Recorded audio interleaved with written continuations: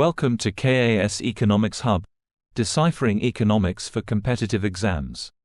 Now, let me ask you a question. How many 5-year plans were there in India? ഇന്ത്യയിലെ മൊത്തം എത്ര 5-year plans ഉണ്ടായിരുന്നു? 12. 12. Very good. So, മൊത്തം നോക്കുവാണെങ്കിൽ we could see there were 12 5-year plans were in India. 2012-17 ആയിരുന്നു last 5-year plan. എന്നാൽ അതിനുശേഷവും there is a state in India which continues the planning process. അറിയാമോ ഏതാണെന്ന്? കേരളമാണ്.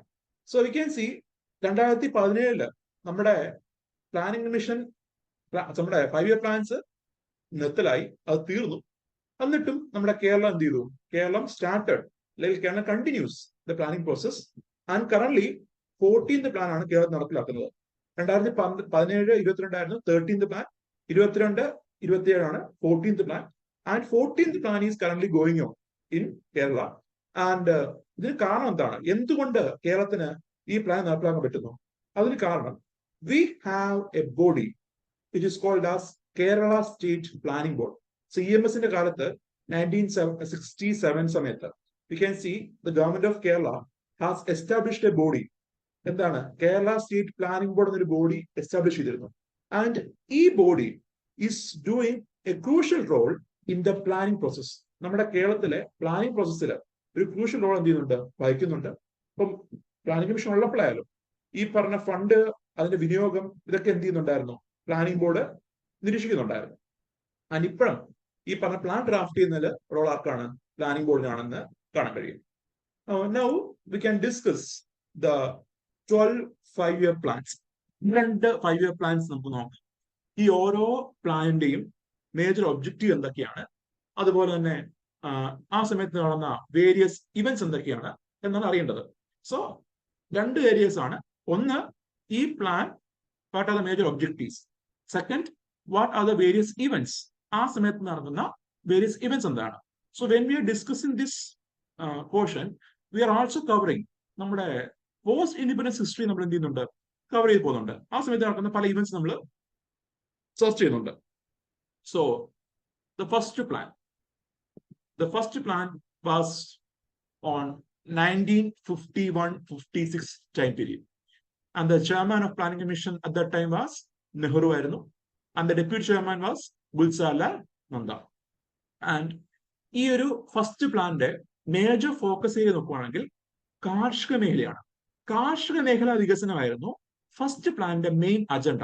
അതിനൊപ്പം തന്നെ വൈദ്യുതിയും ജലസേചനവും ഒക്കെ എന്ത് വരുന്നുണ്ട്? ഫസ്റ്റ് പ്ലാന്റെ ഫോക്കസ് ആയിട്ട് വരുന്നുണ്ട്. And you can see the first പ്ലാനിന്റെ ഇൻട്രൊഡക്ടറി ചാപ്റ്റർ. ഫസ്റ്റ് പ്ലാനിന്റെ ഇൻട്രൊഡക്ടറി ചാപ്റ്റർ തയ്യാറാക്കിയത് ഒരു മലയാളിയാണ്. And the name of the Malayali is KN Rajan. And this plan was based on Harrod Domar model. Harrod Domar model ഇത് ആസ്പദമാക്കിയാണെന്ത് first plan പ്രധാനമായിട്ടും focus ചെയ്തത്. Important events during the first plan നോക്കുകയാണെങ്കിൽ, during this first plan, the government initiated or completed the construction of various dams. പല ഡാമുകളുടെയും നിർമ്മാണം പൂർത്തീകരിച്ചു. അതുപോലെ ചില ഡാമുകളുടെ നിർമ്മാണം തുടങ്ങി വെച്ചു. So ഭക്രാനഗൽ dam, Hirakud dam, Nagarjuna Sagar dam, Damodar Valley corporation എന്നിങ്ങനെ പല പ്രൊജക്ട്സും ഈ ഫസ്റ്റ് പ്ലാൻ സമയത്ത് എക്സ്പാൻഡ് ചെയ്യുന്നുണ്ട്. അല്ലെങ്കിൽ ഈ പറഞ്ഞ ഫസ്റ്റ് പ്ലാൻ സമയത്ത് ഗവൺമെന്റ് ഇത് ഇതാണ് റണ്ണിങ് സ്റ്റേജിലേക്ക് വരുന്നുണ്ട്. പല ഡാമുകളുടെ പ്രവർത്തനം സ്റ്റാർട്ട് ചെയ്യുന്നുണ്ട്. സോ ഭക്രാനഗൽ ഡാം ഏത് റിവറിനെ കുറിച്ച് വരുന്നതാണ്? അറിയാമോ? ഭക്രാനഗൽ ഡാം സത്ലജ് റിവർ ആണ്. Then Hirakud dam Mahanadi. Very good. Then Nagarjuna Sagar dam Krishna river ആണ്. സോ ഈ റിവേഴ്സ് പറഞ്ഞിരിക്കുക, ഡാമുകൾ റിവേഴ്സ് പറഞ്ഞിരിക്കുക. And you can C 1954 when Jawaharlal Nehru was inaugurating Bhakranagal Dam, he called dams were the temples of modern India. 1954 Bhakranagal Dam inaugurate ചെയ്യുന്ന സമയത്ത് നെഹ്റു വിളിക്കുന്നതാണ് ഡാമുകൾ എന്താണ്? ആധുനിക ഇന്ത്യയുടെ ക്ഷേത്രങ്ങളാണെന്നാണ് വിളിക്കുന്നത് ഡാമുകളെ. എന്നാൽ പിന്നീട് ഇന്ത്യയിലെ പൊതുമേഖലാ സ്ഥാപനങ്ങളെല്ലാം ആധുനിക ഇന്ത്യയുടെ ക്ഷേത്രങ്ങളാണെന്ന് നെഹ്റു വിളിക്കുന്നുണ്ട്. So 1954 while inaugurating Bhakranagar Dam, he made a comment that the dams are the temples of modern India. Later he christened this temples of modern India. Later he christened the publicity enterprise as the temples of modern India. പൊതുമേഖലാ സ്ഥാപനങ്ങളെല്ലാം പൊതുവെ അദ്ദേഹം എന്താ ക്ഷേത്രങ്ങളാണെന്ന് വിളിച്ചിട്ടുണ്ടായിരുന്നു. അതുപോലെ AIIMS, all India institute of medical science ഡൽഹിയിൽ വരുന്നു 1956.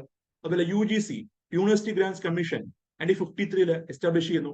അതേപോലെ 1952 national programme on family planning എന്ത് ചെയ്തു, ലോഞ്ച് ചെയ്തു.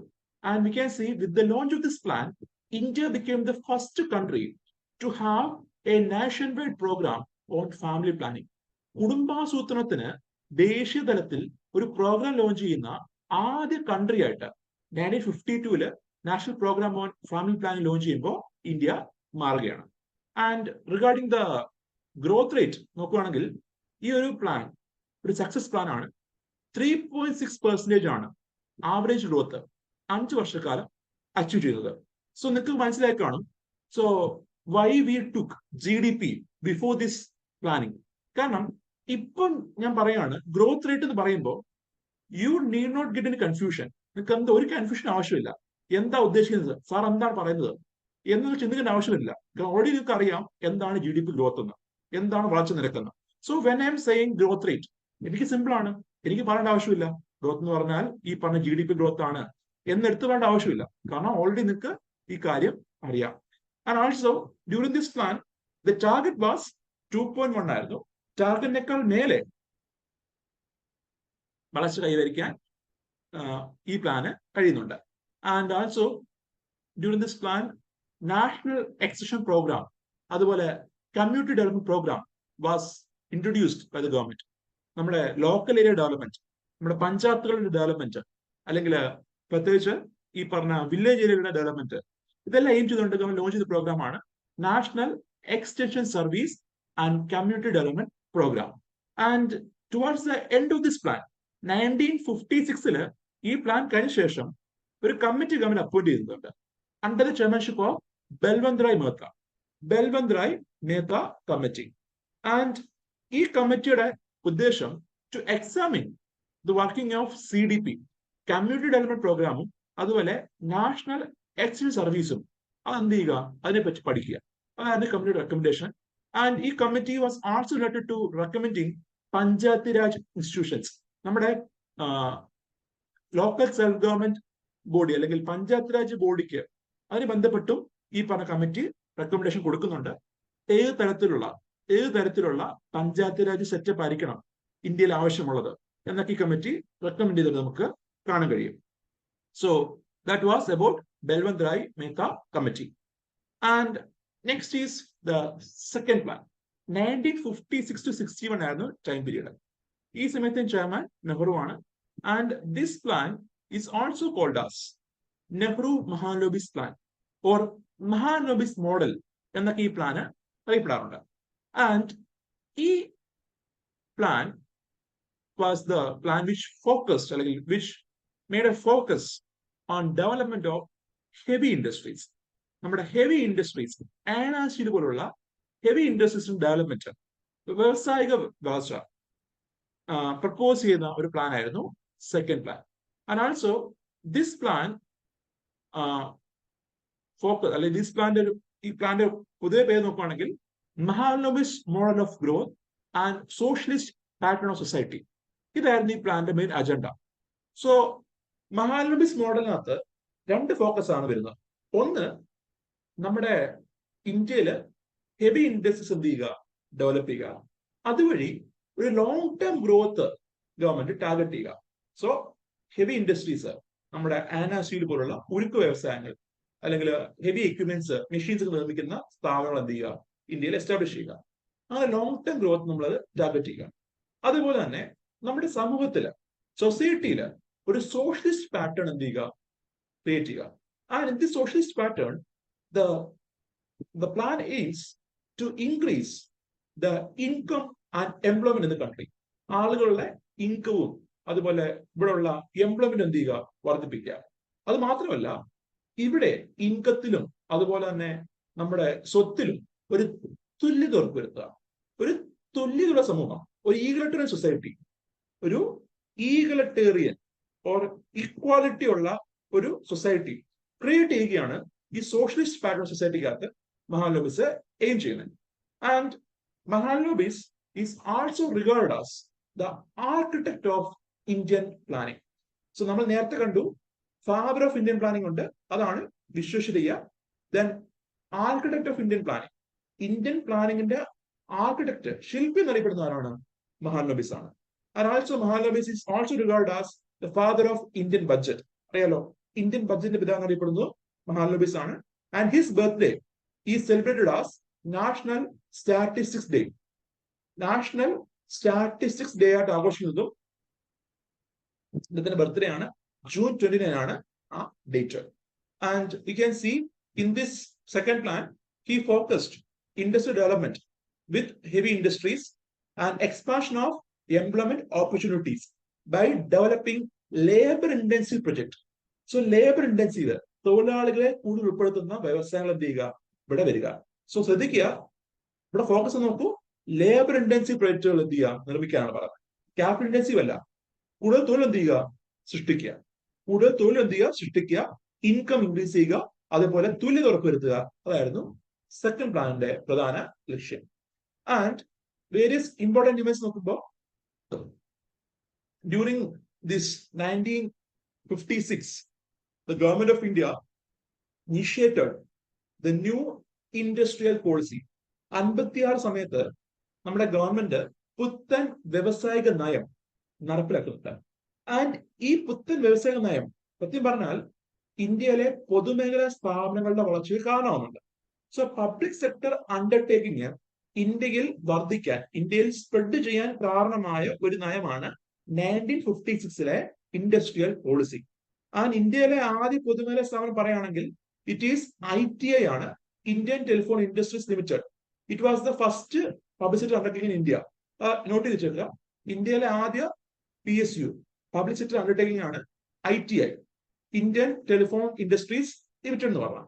എന്നാൽ 56 ശേഷം പുത്തൻ വ്യവസായിക നയം വന്ന ശേഷം ഇന്ത്യയില് കൂടുതൽ വ്യവസായങ്ങൾ സർക്കാരിലേക്ക് അടുക്കുന്നുണ്ട്. അല്ലെങ്കിൽ സർക്കാർ ഇനിഷ്യേറ്റീവില് സർക്കാർ ഓൺ ചെയ്യുന്ന പല സ്ഥാപനങ്ങളും ഇന്ത്യയിൽ എസ്റ്റാബ്ലിഷ് ചെയ്യാൻ കാരണമാകുമെന്ന് ഈ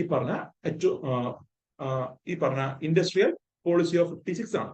അതേപോലെ തന്നെ 1958 സമയത്ത് നേരത്തെ ഇന്ത്യ ഉണ്ടായിരുന്ന അറ്റോമിക് എനർജി കമ്മീഷൻ അതിനെന്ത് ചെയ്തു, ഗവൺമെന്റ് റീകോൺസ്റ്റിറ്റ്യൂട്ട് ചെയ്തു. സോ റീകോൺസ്റ്റിറ്റ്യൂട്ട് എന്ന് പറയുമ്പോൾ അതിൽ കുറച്ച് പവേഴ്സ് ഗവൺമെന്റ് എക്സ്പാൻഡ് ചെയ്തു, അതിന് അധികാരങ്ങൾ ഗവൺമെന്റ് ഒന്ന് വർദ്ധിപ്പിച്ചു. അതേപോലെ DRDO, defence research development organisation, നമ്മുടെ വെപ്പൺസ് നിർമ്മിക്കുന്ന, നമ്മുടെ ആർമികൾക്ക് വേണ്ട വെപ്പൺസ്, എക്യുപ്മെന്റ്സ് ഇതൊക്കെ നിർമ്മിക്കുന്ന ഒരു ഏജൻസിയാണ് ഡിഫൻസ് റിസർച്ച് ഡെവലപ്മെന്റ് ഓർഗനൈസേഷൻ. നമ്മൾ കാണാം ഇപ്പം അഗ്നി ആയാലും നാഗ്, അങ്ങനെ കുറെ മിസൈൽ ഉണ്ടല്ലോ, മിസൈൽ ടെക്നോളജി, ഇതൊക്കെ ഡെവലപ്പ് ചെയ്യുന്ന റോൾ ആർക്കുള്ളത്? DRDOക്കാണ്. സോ DRDOയുടെ ഇനിഷ്യേറ്റീവ് എപ്പോഴാണ്? 1958 സമയത്ത് വരുന്നതാണ്, during the time of Nehru.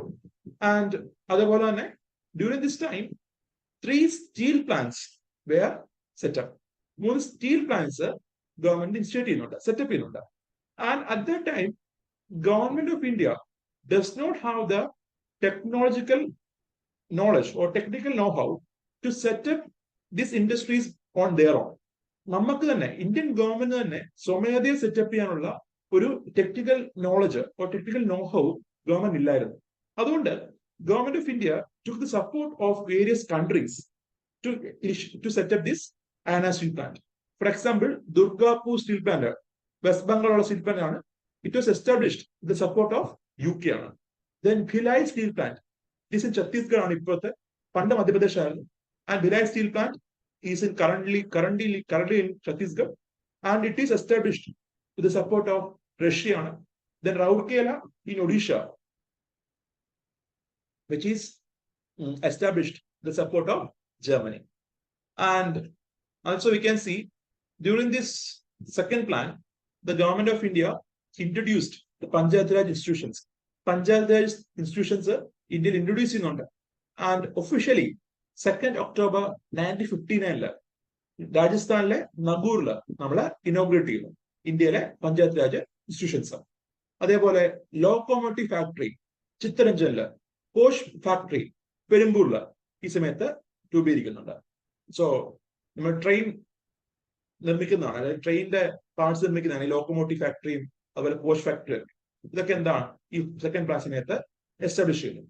And also ഇതിന്റെ ഗ്രോത്ത് നോക്കുവാണെങ്കിൽ 4.5 ആണ് ടാർഗറ്റ് വെച്ച്, അതിൽ 4.32, സോ ഓൾമോസ്റ്റ് ഈ ടാർഗറ്റിനൊപ്പം ഈ പറഞ്ഞ second plan growth rate achieve ചെയ്യുന്നുണ്ട്. സോ നമ്മുടെ ലക്ഷ്യം വെച്ച ആവറേജ് ഗ്രോത്ത് റേറ്റിനൊപ്പം തന്നെ സെക്കൻഡ് പ്ലാനും ഗ്രോത്ത് അച്ചീവ് ചെയ്യുന്നതായിട്ട് നമുക്ക് കാണാൻ കഴിയും. And this was about the second plan. Now it is the time for third plan. Third plan ന്റെ പ്രത്യേകത, this plan is also called as Gargil Yojana because this plan was developed or this plan was drafted by D.R. Gargil എന്ന വ്യക്തിയാണ്. ധനഞ്ജയ് രാമചന്ദ്ര ഗാർഗിൽ എന്നൊരു വ്യക്തിയാണ് third plan draft ചെയ്യാൻ initiative എടുത്തത്. So you can C D.R. Gargil or Gargil Yojana എന്നാണ് third plan അറിയപ്പെടുന്നത്. And also you can see during this third plan the focus was on self-reliance in food grains and heavy industries. കാർഷിക മേഖലയ്ക്കും വ്യവസായ മേഖലയ്ക്കും ഒരു തുല്യമായ focus third plan നമുക്ക് കാണാൻ കഴിയും. എന്നാൽ പറയട്ടെ, ഈ തേർഡ് പ്ലാൻ ഇന്ത്യയിലെ പ്ലാനിംഗ് ഹിസ്റ്ററിയിൽ സമ്പൂർണ്ണ പരാജയമായ പ്ലാൻ എന്ന് പറയാൻ കഴിയുന്ന പ്ലാനാണ്. So this was the only plan which is considered as an utter failure. സമ്പൂർണ്ണ പരാജയ പ്ലാൻ, വേറെ ഒരു പ്ലാൻ അത്രയില്ല. ഇപ്പം ചില പ്ലാനുകളുടെ ലക്ഷ്യം ചെയ്യാൻ കഴിയുന്നില്ല, ടാർഗറ്റ് അച്ചീവ് ചെയ്യാൻ പറ്റുന്നില്ല, പക്ഷെ എങ്കിലും ആ പ്ലാൻ വൻതോതിൽ പരാജയപ്പെട്ടെന്ന് പറയാൻ പറ്റില്ല. പക്ഷെ എന്നാൽ തേർഡ് പ്ലാൻ അങ്ങനെ ആയിരുന്നില്ല. തേർഡ് പ്ലാൻ ലക്ഷ്യം വെക്കുന്ന പല കാര്യങ്ങളും അച്ചീവ് ചെയ്യാൻ കഴിഞ്ഞെന്ന് മാത്രമല്ല, തേർഡ് പ്ലാൻ സമയത്ത് സ്പെൻഡിങ്ങും വളരെ കുറവായിരുന്നു. ഈ പറഞ്ഞ പ്ലാനിന് വേണ്ടിയുള്ള സ്പെൻഡിങ്ങും വളരെ കുറവായിരുന്നു.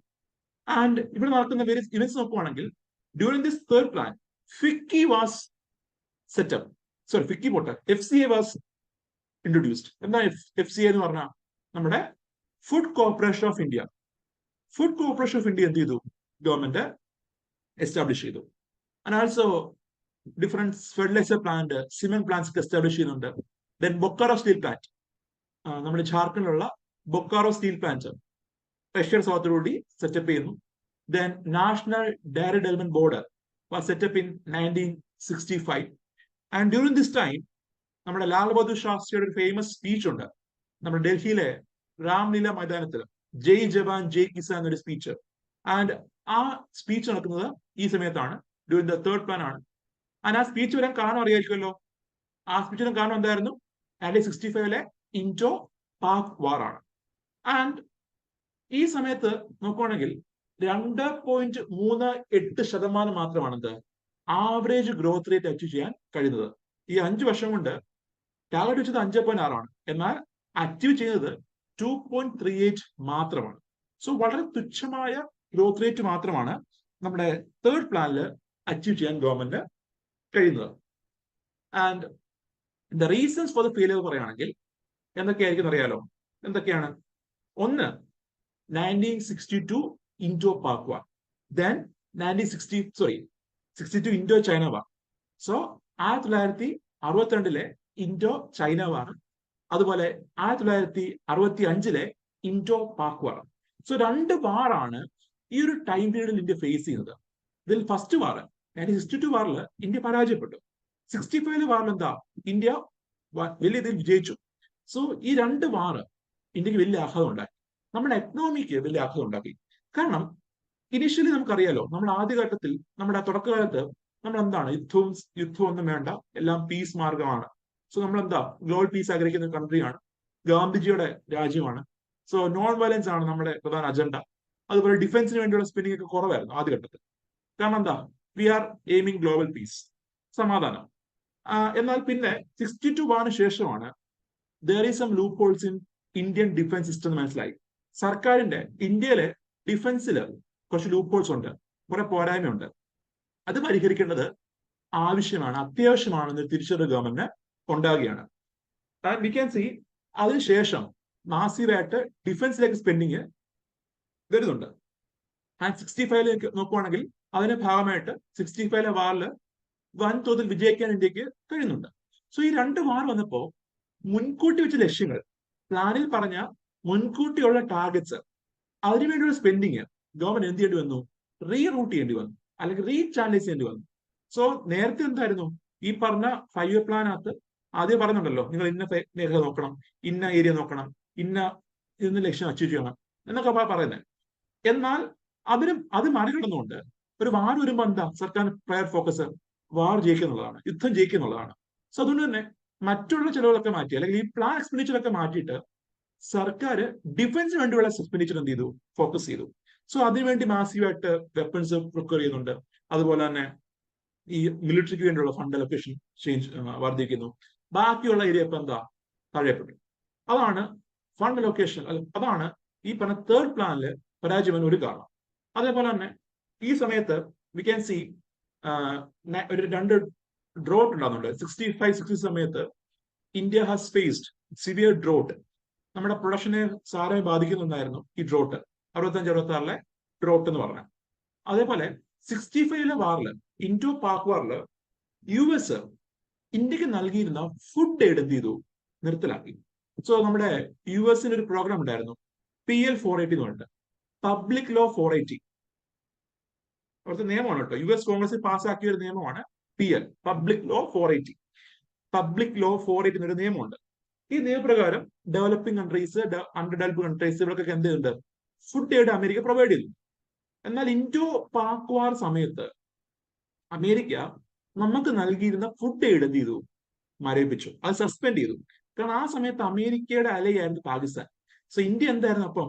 ഇന്ത്യ പറയുന്നത് നമ്മൾ എങ്ങോട്ടും ഇല്ല, നമ്മള് അമേരിക്കയിലേക്കും ഇല്ല, റഷ്യയിലേക്കും ഇല്ല, നമ്മൾ എന്താണ്? നമ്മൾ സിംഗിൾ ആയിട്ട് നിൽക്കും, സിംഗിൾ പ്രസംഗമായിരുന്നു. സോ നമ്മൾ പറയുന്ന പോലെ നമ്മൾ അങ്ങോട്ടും ഇങ്ങോട്ടും ഇല്ലെന്ന് പറയും. പക്ഷെ എന്നിട്ട് എന്ത് ചെയ്യും? നമ്മള് റഷ്യനെ കാണിച്ച് കാണിക്കും. അതായിരുന്നു നമ്മുടെ ഇന്ത്യയുടെ അവസ്ഥ. അതായിരുന്നു എന്താ ഞാൻ പറഞ്ഞ കാര്യം? നാം കേട്ടല്ലോ?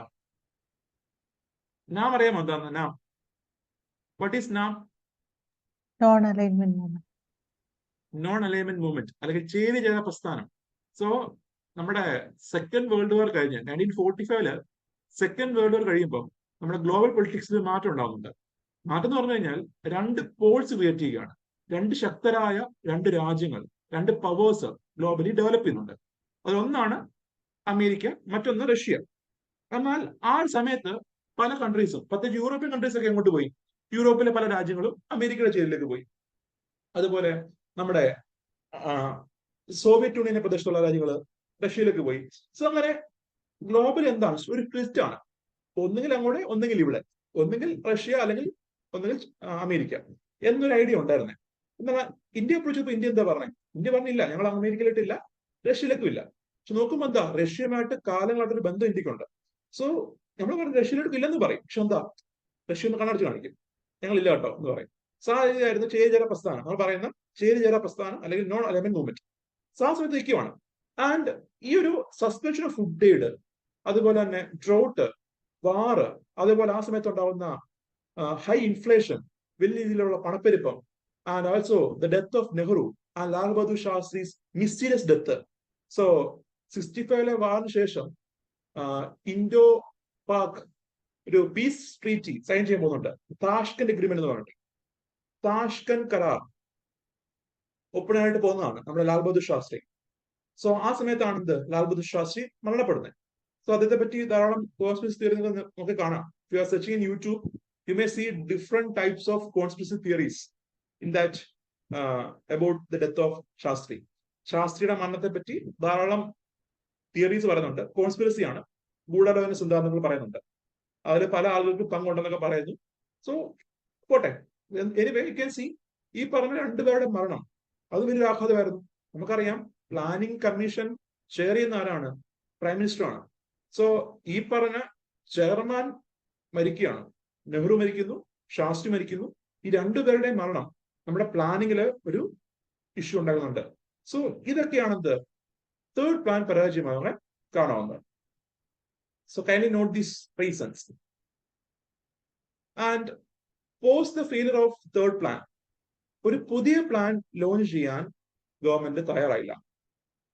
നമ്മുടെ എക്കണോമി ഒന്ന് സ്റ്റേബിൾ ആവാൻ വേണ്ടിയിട്ട് പിന്നീടുള്ള 3 വർഷക്കാലം government launch annual plans. So 1966 ആയപ്പോൾ തേർഡ് പ്ലാൻ കഴിഞ്ഞു.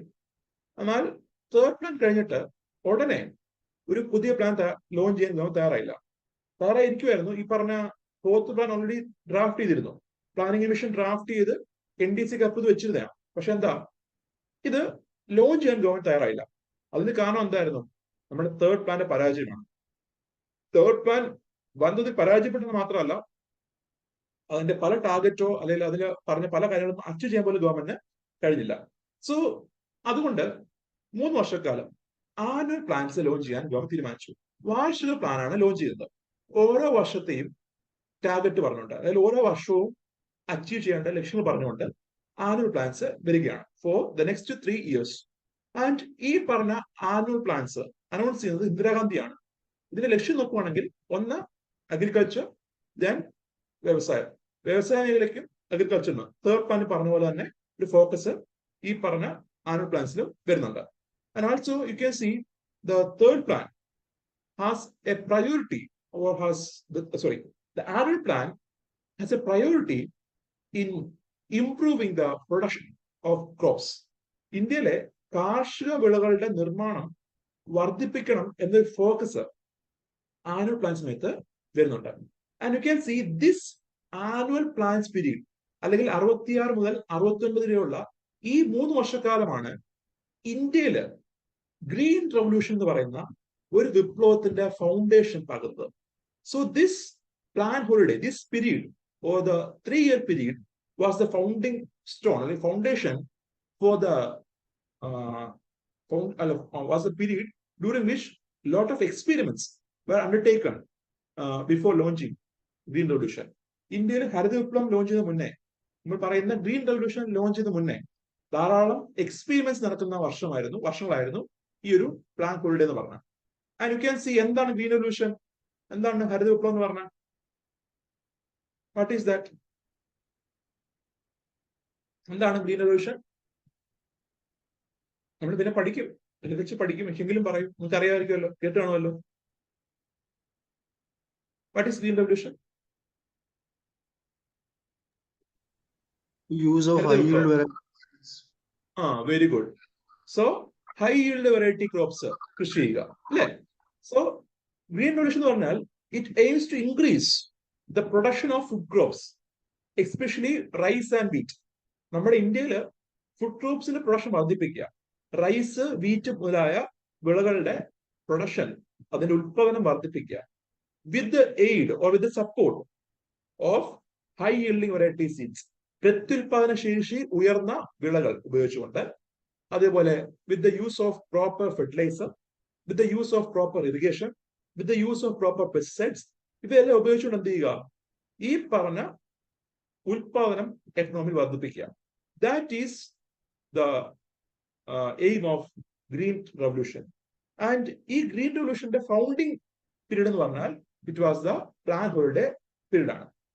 അത് കഴിഞ്ഞ് 69 നമ്മുടെ പുതിയ പ്ലാൻ അവതരിപ്പിക്കുകയാണ് by Indira Gandhi. And the period was 69 to 74. ഇതിന്റെ ഫോക്കസ് നോക്കുവാണെങ്കിൽ emphasized on growth with stability and progressive achievement of self-reliance. സ്ഥിരതയുള്ള വളർച്ച, അതുപോലെ സെൽഫ് റിലയൻസ് അച്ചീവ് ചെയ്യുക, സ്വയം പര്യാപ്തത അച്ചീവ് ചെയ്യുക. സോ ദ മെയിൻ എയിം നോക്കുവാണെങ്കിൽ എന്താണ് ഈ മെയിൻ എയിം? ഒന്ന്, ഗ്രോത്ത് വിത്ത് സ്റ്റെബിലിറ്റി, നമ്മുടെ ഗ്രോത്ത് ഒന്ന് സ്റ്റേബിൾ ആകും. അതേപോലെ തന്നെ there need to be self-reliance, അതാണ് പ്രയർ ഫോക്കസ്. അതുപോലെ തന്നെ കാർഷിക മേഖലയ്ക്കും ഗ്രീൻ റവല്യൂഷനും അതുപോലെ ഫുഡ് സെക്യൂരിറ്റി ഉറപ്പുവരുത്താനും ഒരു എയിം ഫോർത്ത് പ്ലാനിൽ വരുന്നുണ്ട്. And also there was particular focus on improving the condition of less privileged and weaker sections. So നമ്മുടെ ഇന്ത്യയിലുള്ള ലെസ് പ്രിവിലേജ്ഡ് ആയിട്ടുള്ള വീക്കർ സെക്ഷൻസ്, അവരുടെ കണ്ടീഷൻസ് ഇംപ്രൂവ് ചെയ്യുക എന്നൊരു ടാർഗറ്റ് ഫോർത്ത് പ്ലാൻ വരുന്നുണ്ട്. ആൻഡ് യു ക്യാൻ സി ഈ ഫോർത്ത് പ്ലാൻ മുതലാണ് നമ്മുടെ പ്ലാനിന്റെ ലക്ഷ്യങ്ങളിൽ ഒരു കാര്യമായ മാറ്റം ഉണ്ടാവുക. സോ നമ്മൾ ഈ കണ്ട ആദ്യത്തെ ഒരു തേർഡ് പ്ലാൻ വരെ, അല്ലെങ്കിൽ 69 വരെയുള്ള കാലത്ത് ഈ ഗവൺമെന്റ് പ്ലാൻ ഫോക്കസ് ചെയ്യുമ്പോൾ അല്ലെങ്കിൽ ഗവൺമെന്റ് പ്ലാൻ ലോഞ്ച് ചെയ്യുമ്പോൾ ആ പ്ലാനില് എന്താണ് ഒരു സെക്ടർ മ്യൂസിക്കായിട്ടാണ് പറയുന്നത്. കാർഷിക മേഖലാ വികസനം, വ്യവസായിക മേഖലാ വികസനം, അല്ലെങ്കിൽ ഇന്ന ഏരിയ ഡെവലപ്മെന്റ്, അതൊക്കെയാണ് വരുന്നത്. എന്നാൽ ഫോർത്ത് പ്ലാൻ മുതൽ U can C populist measures, populist policies, ജനങ്ങൾക്ക് വേണ്ടിയുള്ള ജനസമ്മതമായ കുറെ മെഷേഴ്സ് അല്ലെങ്കിൽ കുറെ ടാർഗറ്റ്സ് ഈ പറഞ്ഞ ഫോർത്ത് പ്ലാൻ മുതൽ നമുക്ക് കാണാൻ കഴിയും. പ്രത്യേകിച്ച് ഫിഫ്ത്ത് പ്ലാൻ ഒക്കെ ആകുമ്പോൾ ദാരിദ്ര്യ നിർമ്മാർജ്ജനം, പോവർട്ടി ഇറാഡിക്കേഷൻ ആണ് മെയിൻ എയിം വരുന്നത് ഫിഫ്ത്ത് പ്ലാനില്, ഫോർത്ത് അല്ല പ്ലാനില്. അതിന് തുടക്കം എന്ന് പറയുമ്പോൾ അതിന്റെ ഒരു ഇനിഷ്യൽ സ്റ്റേജ് എന്ന് പറഞ്ഞാൽ ഫോർത്ത് പ്ലാൻ ആണ്. And you can see fourth പ്ലാനില് വീക്കർ സെഷൻസിന്റെയും ലെസ് പ്രിവിലേജ് ആളുകളുടെയും കണ്ടീഷൻ ഇംപ്രൂവ് ചെയ്യാൻ ചെയ്യുന്നുണ്ട്. And through education and employment. And also during this plan for the first time a formula was used to distribute funds to state. നമ്മുടെ സംസ്ഥാനങ്ങൾക്ക് plan നടപ്പിലാക്കാനുള്ള fund allocate ചെയ്യാൻ ഒരു formula പ്രകാരം allocate ചെയ്യാൻ government തീരുമാനിച്ചു. So മുന്നേ പറയുമ്പോൾ there was no ഫോർമുല ഒന്നുമില്ല, ഗവൺമെന്റ് അലോക്കേറ്റ് ചെയ്യുമായിരുന്നെങ്കിൽ ഫോർത്ത് പ്ലാൻ മുതൽ there was a formula for allocating funds to state for implementing various targets in 5-year plan. And ഈ ഫോർമുലയാണ് ഗാഡ്ഗിൽ ഫോർമുല. ആദ്യമായി വന്ന ഒരു ഫോർമുലയാണ് ഗാഡ്ഗിൽ ഫോർമുല. ആൻഡ് ഫോർത്ത് പ്ലാനിലാണ് ഈ ഗാഡ്ഗിൽ ഫോർമുല വരുന്നത്. So it was in the fourth plan the Gadgil formula initially came എന്ന് കാണാൻ കഴിയും. ആൻഡ് ഈ Gadgil formula was based on various criteria ആണ്.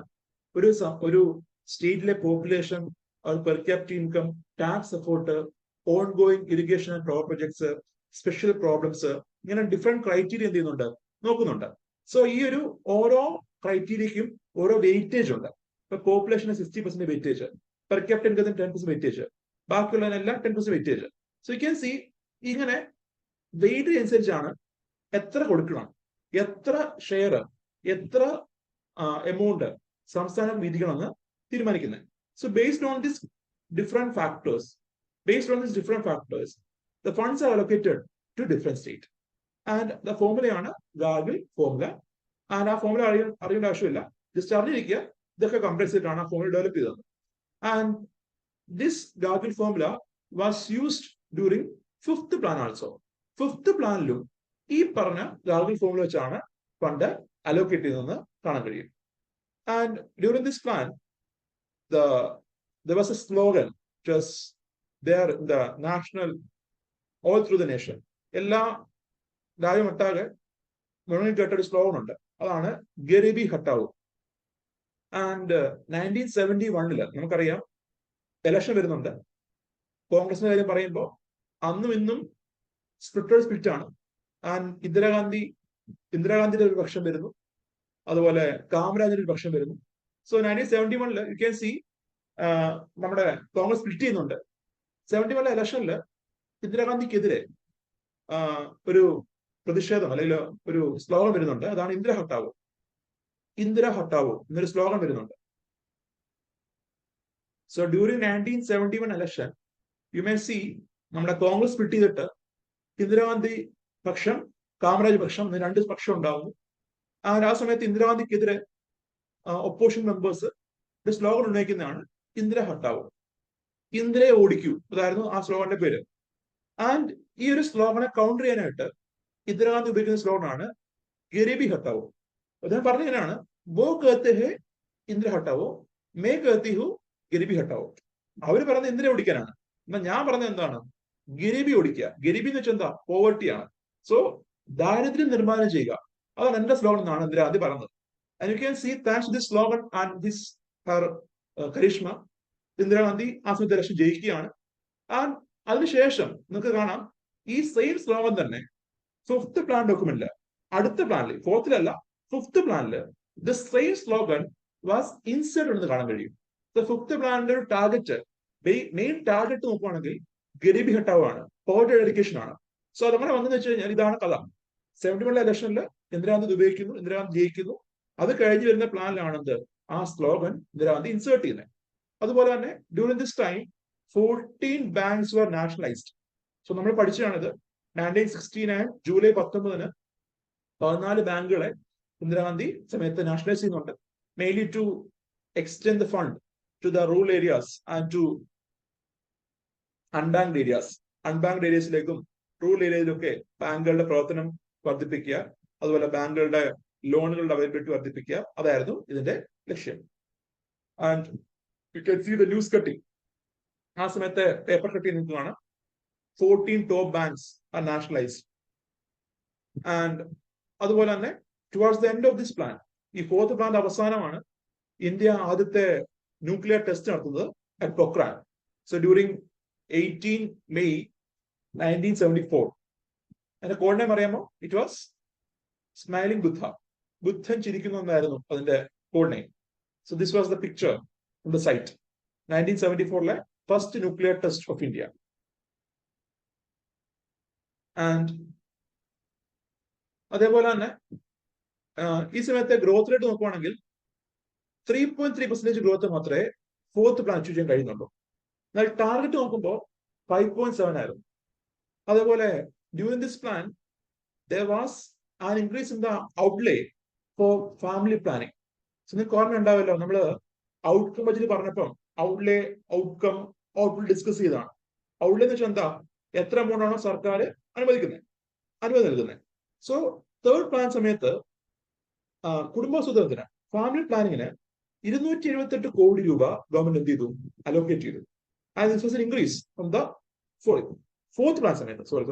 ഫോർത്ത് പ്ലാൻ സമയത്ത് യു ക്യാൻ സി 278 കോടി രൂപ ഗവൺമെന്റ് എന്ത് ചെയ്തു? ഫാമിലി പ്ലാനിന് വേണ്ടി അലോക്കേറ്റ് ചെയ്തു. And this was an increase compared to the 3rd plan. 3rd പ്ലാനിൽ ഏതോ 25 കോടി മാത്രം ഉണ്ടായിരുന്നു.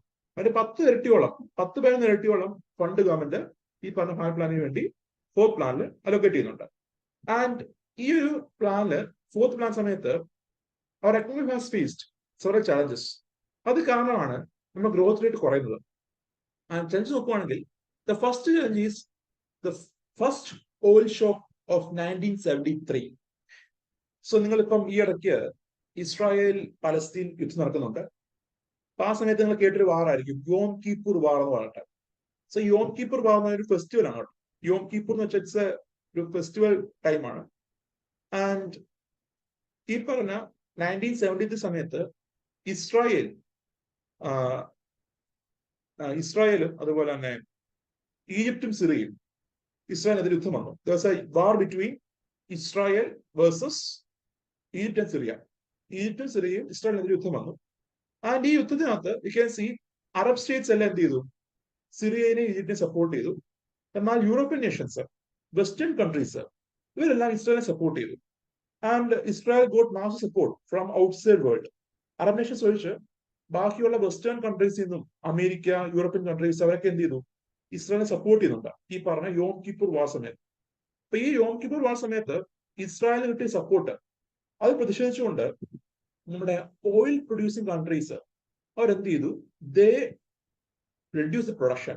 പെട്ടെന്ന് ദ്രുതഗതിയിൽ അവര് ഓയിലിന്റെ പ്രൊഡക്ഷൻ കട്ട് ഷോട്ട് ചെയ്തു. സോ എന്ത് പറ്റി? When this oil production was cut down rapidly, supply വന്നതിൽ കുറഞ്ഞു. നമുക്കറിയാം ഡിമാൻഡ് സപ്ലൈ മിസ്മാച്ച് എന്തൊക്കെ നയിക്കും? ഇൻഫ്ലേഷനിലേക്ക് നയിക്കും, പണപ്പെരുപ്പം ഉണ്ടാകാൻ കാരണമാവും. സോ അതുണ്ടായി ഇവിടെ. സോ ഡിമാൻഡ് ഉണ്ടായിരുന്നു, ആ സമയത്താണ് എന്ത്? സപ്ലൈ മാസീവായിട്ട് കട്ട് ഡൗൺ ചെയ്തു. അങ്ങനെ വന്നപ്പം ഗ്ലോബൽ ലെവലില് അന്താരാഷ്ട്ര വിപണിയില് നമ്മുടെ ക്രൂഡ് ഓയിൽ വില വന്നത് വർദ്ധിച്ചു. സോ ദിസ് വാസ് ആക്ച്വലി നമ്മുടെ ബാക്കിയുള്ള കൺട്രീസിനെ ഒരു പാഠം പഠിപ്പിക്കാൻ വേണ്ടിയിട്ട്, അല്ലെങ്കിൽ ബാക്കിയുള്ള കൺട്രീസിനെ പ്രതിഷേധം അറിയിക്കാൻ വേണ്ടി ചെയ്ത കാര്യമാണ്. പക്ഷെ പറയട്ടെ, ഇന്ത്യയുടെ കേസിൽ പറയുമ്പോൾ ഇന്ത്യ ഒരു ഓയിൽ ഇമ്പോർട്ടിംഗ് കൺട്രിയാണ്, ഓയിൽ ഇറക്കുന്ന രാജ്യമാണ്. സോ വെൻ ഗ്ലോബൽ ലെവലില് ക്രൂഡ് ഓയിൽ പ്രൈസ് വർദ്ധിച്ചപ്പോ ഓയിൽ ഇമ്പോർട്ട് ചെയ്യുന്ന കൺട്രിയായ ഇന്ത്യക്ക് വലിയ രീതിയിൽ ഇമ്പോർട്ട് ബില്ല് കൊടുക്കേണ്ടി വന്നു. സോ ഇറക്കുമതി ചെലവ് ഇന്ത്യയുടെ വർദ്ധിച്ചു.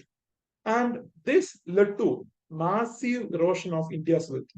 ഇന്ത്യയുടെ വെൽത്ത് മാസീവായിട്ട് ഇറോഡ് ചെയ്യുന്നുണ്ട് ഈ പറഞ്ഞ 73 ഓയിൽ ഷോക്ക് സമയത്ത്. അതുപോലെ 1971 സമയത്ത് ഇൻഡോ പാക് വാർ വരുന്നുണ്ട്, അറിയായിരിക്കുമല്ലോ. ബംഗ്ലാദേശ് ലിബറേഷൻ വാറിന് കാരണമായ Indo Pak war of 1971. And ഈ വാറിലും വി ക്യാൻ സി ഇന്ത്യയുടെ ഡിഫൻസ് മേഖലയിലേക്ക് സ്പെൻഡിങ് പോകുന്നുണ്ട്. ആൻഡ് ആ വാർ കുറച്ചാണ് നീണ്ടുന്നുള്ളൂ. മറ്റു വാറിനെ അപേക്ഷിച്ച് വിത്തിൻ എ സ്പാൻ ഓഫ് കുറച്ച് ദിവസം കൊണ്ട്, കുറച്ച് നാളുകൾ കൊണ്ട് കുറച്ച് വീക്സ് കൊണ്ട് തന്നെ നമുക്ക് എന്താ ഈ പറഞ്ഞ യുദ്ധം ജയിക്കാൻ കഴിയുന്നുണ്ട്. എന്നിരുന്നാലും യു ക്യാൻ സി ഒരു വാർ വരുമ്പോൾ തന്നെ എക്സ്പെൻസ് ഉണ്ടാകുമല്ലോ. സോ വാർ എക്സ്പെൻസ്. അത് മാത്രമല്ല, when this issue was happening, നമുക്കറിയാം വെൻ ഇന്ത്യ ഗോട്ട് ഇൻഡിപെൻഡൻസ്, ഇന്ത്യയെ രണ്ടിൽ അറക്കുന്നുണ്ട്, രണ്ടിൽ മുറിക്കുന്നുണ്ട്. ഈസ്റ്റ് പാകിസ്ഥാൻ എന്നും വെസ്റ്റ് പാകിസ്ഥാൻ എന്നും അറിയാമല്ലോ. ഇപ്പൊ കാണുന്ന Pakistan, that was west Pakistan. നമ്മളിപ്പോ കാണുന്ന പാകിസ്ഥാൻ പ്രദേശം എന്തായിരുന്നു? വെസ്റ്റ് പാകിസ്ഥാൻ അറിയപ്പെട്ടിരുന്നത്. ആൻഡ് ഇന്ത്യയുടെ ബംഗാളിന്റെ വെസ്റ്റ് ബംഗാളിന്റെ അടുത്തുള്ള സ്ഥലമായിരുന്നു ഈസ്റ്റ് പാകിസ്ഥാൻ. ആൻഡ് ഈ ഈസ്റ്റ് പാകിസ്ഥാൻ ആണ് എന്ത് പിൽക്കാലത്ത് ബംഗ്ലാദേശിൽ മാറുന്നത്. നമുക്കറിയാവുന്ന കാര്യമാണ്. സോ 1971 എന്ത് east Pakistan got converted into Bangladesh. So ഈ പറഞ്ഞ ഈസ്റ്റ് പാകിസ്ഥാൻ അവിടെ ധാരാളം പ്രൊട്ടസ്റ്റ് നടക്കുന്നുണ്ട്. പ്രധാനമായിട്ടും ഈസ്റ്റ് പാകിസ്ഥാനില് there was a group called മുക്തി ബാഹിനി. മുക്തി ബാഹിനി എന്നൊരു ഗ്രൂപ്പ് ഉണ്ടായിരുന്നു. And this group was actually protesting against policies of west Pakistan. നമ്മുടെ രണ്ടും എന്താണ്? പാകിസ്ഥാനാണ്. പക്ഷെ കുഴപ്പമെന്ന് വെച്ചാൽ രണ്ട് പാകിസ്ഥാൻ തന്നെയാണ്. പക്ഷെ when there was budgetary spending, when there was fund allocation, when there was development, പലപ്പോഴും ഈസ്റ്റ് പാകിസ്ഥാൻ തഴയപ്പെടുന്നു. നമ്മൾ ഇപ്പോഴത്തെ ബംഗ്ലാദേശ് എന്ത് ചെയ്യുന്നു? തഴയപ്പെടുന്നു. പ്രധാനമായിട്ടും ഫണ്ട് പോകുന്നതും പ്രധാനമായിട്ടും ഡെവലപ്മെന്റ് വരുന്നതും അങ്ങോട്ടാണ്, വെസ്റ്റ് പാകിസ്ഥാനിലാണ്. നമുക്കറിയാം വെൻ പാകിസ്ഥാൻ ബിക്കെയിം ദ അലൈ ഓഫ് അമേരിക്ക, ധാരാളം എയ്ഡ് വരുന്നുണ്ട് അമേരിക്കയിൽ നിന്നും യൂറോപ്യൻ കൺട്രീസിനൊക്കെ. ധാരാളം എയ്ഡ്, ധാരാളം ഫോറിൻ എയ്ഡ് പാകിസ്ഥാനിലേക്ക് വരുന്നുണ്ട്. ആൻഡ് ഈ എയ്ഡ് വരുമ്പോൾ നമ്മുടെ ഈസ്റ്റ് പാകിസ്ഥാനിൽ എന്താണ് പലപ്പോഴും തഴയപ്പെടുകയാണ്. വെസ്റ്റ് പാകിസ്ഥാനിലേക്ക് മാസീവായിട്ട് സ്പെൻഡിങ് വരുന്നു, മാസീവായിട്ട് ഇൻഫ്രാസ്ട്രക്ചർ വരുന്നു. ആൻഡ് ഈസ്റ്റ് പാകിസ്ഥാൻ എപ്പോഴും എന്താ തഴയപ്പെടുകയാണ്. ആൻഡ് ഇത് അവരുടെ ലോക്കൽ കമ്മ്യൂണിറ്റിക്കിടയിൽ പ്രതിഷേധം ഉണ്ടായി. ആൻഡ് അങ്ങനെയാണ് ഈ മുക്തിബാഹിനി സംഘടന വരുന്നത്. ആൻഡ് മുക്തിബാഹിനി എന്ന് പറഞ്ഞ ഈ ഗ്രൂപ്പിനെ ലീഡ് ചെയ്തത് നമ്മുടെ ഇപ്പോഴത്തെ പ്രധാനമന്ത്രിയായിരുന്ന ഷെയ്ഖ് ഹസീനയുടെ അച്ഛനാണ്, മുജിബുർ റഹ്മാൻ എന്ന് പറയും. മുജിബുർ റഹ്മാൻ. ആൻഡ് ഇദ്ദേഹമായിരുന്നു ഇതിനെ ലീഡ് ചെയ്തത്. And it is said that it is believed that നമ്മുടെ ഇന്ത്യൻ റോ ഉണ്ടല്ലോ, റിസർച്ച് അനാലിസിസ് വിങ്, നമ്മുടെ ചാര സംഘടന റിസർച്ച് അനാലിസിസ് വിങ്. സോ നമ്മുടെ റോ ഒക്കെ ഈ പറഞ്ഞ മുക്തിവാഹിനിക്ക് വെപ്പൺസും സപ്പോർട്ടൊക്കെ ചെയ്തെന്ന് പറയുന്നുണ്ട്. കാരണം നമ്മൾ ഇന്ത്യയെ സംബന്ധിച്ച് എന്താ, ഇന്ത്യയെ സംബന്ധിച്ചിടത്തോളം നമ്മുടെ രണ്ട് സൈഡിലും ഒരു കൺട്രിയുടെ പാർട്ട് വരുമ്പോൾ that is A security threat. ഇപ്പൊ ഈ പാകിസ്ഥാന് ഇടത് സൈഡിലും വലത് സൈഡിലും ഇരിക്കുമ്പോൾ ഇന്ത്യക്ക് എന്താണ്? സെക്യൂരിറ്റി ത്രെറ്റ് ആണ്, നമ്മുടെ സുരക്ഷാ ഭീഷണിയാണ്. കാരണം ഇവരുടെ എയർ സ്പേസ് നമ്മുടെ ഇന്ത്യയുടെ മേലോടെ പോകുന്നത്. ഈ ഒരു കൺട്രിയുടെ ഇങ്ങനെ രണ്ട് പോർഷൻ വരുമ്പോൾ ഇവരുടെ എയർ സ്പേസ് ഒക്കെ എന്ത് ചെയ്യേണ്ടി വരും? നമ്മൾ ഷെയർ ചെയ്യേണ്ടി വരും. ആൻഡ് നമ്മുടെ മേൽക്കൂടെ പോവാണ്. അപ്പൊ ഈ പറഞ്ഞ റിക്വസ്റ്റ് ഒക്കെ വരുമ്പോൾ ഇവര് ഫൈറ്റർ ജെറ്റ് ഒക്കെ മേൽക്കൂടെ പോവാ. ഒന്ന് താഴെ വീണ പോലെ ഇന്ത്യക്കകത്ത് വീഴും. സോ ഇന്ത്യക്ക് എന്താ സുരക്ഷാ ഭീഷണിയുണ്ട്. ആൻഡ് യു ക്യാൻ സീ ഈ മുക്തിബാഹിനി പ്രൊട്ടസ്റ്റ് തുടങ്ങുമ്പോൾ നല്ല സപ്പോർട്ട് വരുന്നുണ്ട്. ആൻഡ് പാകിസ്ഥാനിലെ ആർമി അതിനെ മാസീവായിട്ട് അടിച്ചമർത്തുന്നുണ്ട്. ആൻഡ് ഹൈ വെപ്പൺസ് ഉപയോഗിച്ച് നമ്മുടെ അമേരിക്കയിൽ നിന്നൊക്കെ വെപ്പൺസ് വാങ്ങിച്ച്, വെപ്പൺസും അതുപോലെ ഫൈറ്റർ ജെറ്റ്സ് ഒക്കെ വാങ്ങിച്ചിട്ട് മാസീവായിട്ട് ഈ പ്രതിഷേധത്തെ, ഈ ഒരു പ്രൊട്ടസ്റ്റിനെ സിവിൽ വാർ പോലെ ആവുന്നുണ്ട്. ആ സിവിൽ വാർ അടിച്ചു വളർത്തുന്നുണ്ട്. ആൻഡ് ആ സമയത്ത് വി ക്യാൻ സി ഈ പറഞ്ഞ ബംഗ്ലാദേശിൽ നിന്ന് ധാരാളം റെഫ്യൂജീസ് ഇന്ത്യയിലേക്ക് വരുന്നുണ്ട്. അപ്പൊ നിങ്ങളിപ്പോ കേൾക്കുന്നുണ്ടായിരിക്കുമല്ലോ NRC എന്ന സാധനം, national registry of citizens in Assam. NRC, national registry of citizens in Assam. അതുപോലെ ഇപ്പം സിറ്റിസൺഷിപ്പ് അമെന്റ്മെന്റ് ബില്ല്, ഇവയെല്ലാം നമുക്ക് നോക്കുമ്പോൾ ഈ ഒരു വാറുമായിട്ട് ബന്ധപ്പെട്ടിരിക്കുകയാണ്. ഈ 1971 ഈ വാർ സമയത്ത് ധാരാളം റെഫ്യൂജീസ് ബംഗ്ലാദേശിൽ നിന്നൊക്കെ ഇന്ത്യയിലേക്ക് വരുന്നുണ്ട്. കാരണം ഈ വാർ കാരണം ഈ വാർ റെഫ്യൂജീസ് ആയിട്ട് ഇന്ത്യയിലേക്ക് വരികയാണ്. പ്രത്യേകിച്ച് ബംഗാൾ പ്രദേശത്തേക്കും ആസാം പ്രദേശത്തേക്കും നോർത്ത് ഈസ്റ്റിലേക്കാണ് പ്രധാനമായിട്ട് വരുന്നത്. നോർത്ത് ഈസ്റ്റ് ഇന്ത്യയിലേക്ക് ധാരാളം ബംഗ്ലാദേശികൾ വരുന്നുണ്ട്. ആൻഡ് ഈ പറഞ്ഞ ബംഗ്ലാദേശികളെയൊക്കെ ഇന്ത്യ സപ്പോർട്ട് ചെയ്യുന്നുണ്ട്. അതായിരുന്നു ഒരു ചേഞ്ച്. നോക്കുമ്പോൾ 1965 വാറില് നമ്മുടെ ഗ്ലോബൽ ഒരു പൊളിറ്റിക്സ് നോക്കുമ്പോൾ 65 ഇൻഡോ പാക് വാറില് പാകിസ്ഥാനാണെന്ത് മെജോറിറ്റി സപ്പോർട്ട് ഇടുന്നത്. നമ്മൾ ഇന്ത്യ സപ്പോർട്ട് ചെയ്ത് റഷ്യ പോലുള്ള കൺട്രീസ് മാത്രമാണ്. റഷ്യ പോലുള്ള കൺട്രീസ് ഇന്ത്യ സപ്പോർട്ട് ചെയ്തു. എന്നാൽ യൂറോപ്യൻ കൺട്രീസും വെസ്റ്റേൺ കൺട്രീസ് ഒക്കെ പാകിസ്ഥാൻ സപ്പോർട്ട് ചെയ്യുക, പാകിസ്ഥാനെ സപ്പോർട്ട് കിട്ടി. എന്നാൽ ആ സമയത്ത് നോക്കുമ്പോൾ എന്താ, ഇന്ത്യ ജയിച്ചു. ഇന്ത്യ ജയിച്ചപ്പോഴായാലും the western countries were supporting Pakistan. എന്നാൽ 71 വാർ അങ്ങനല്ല.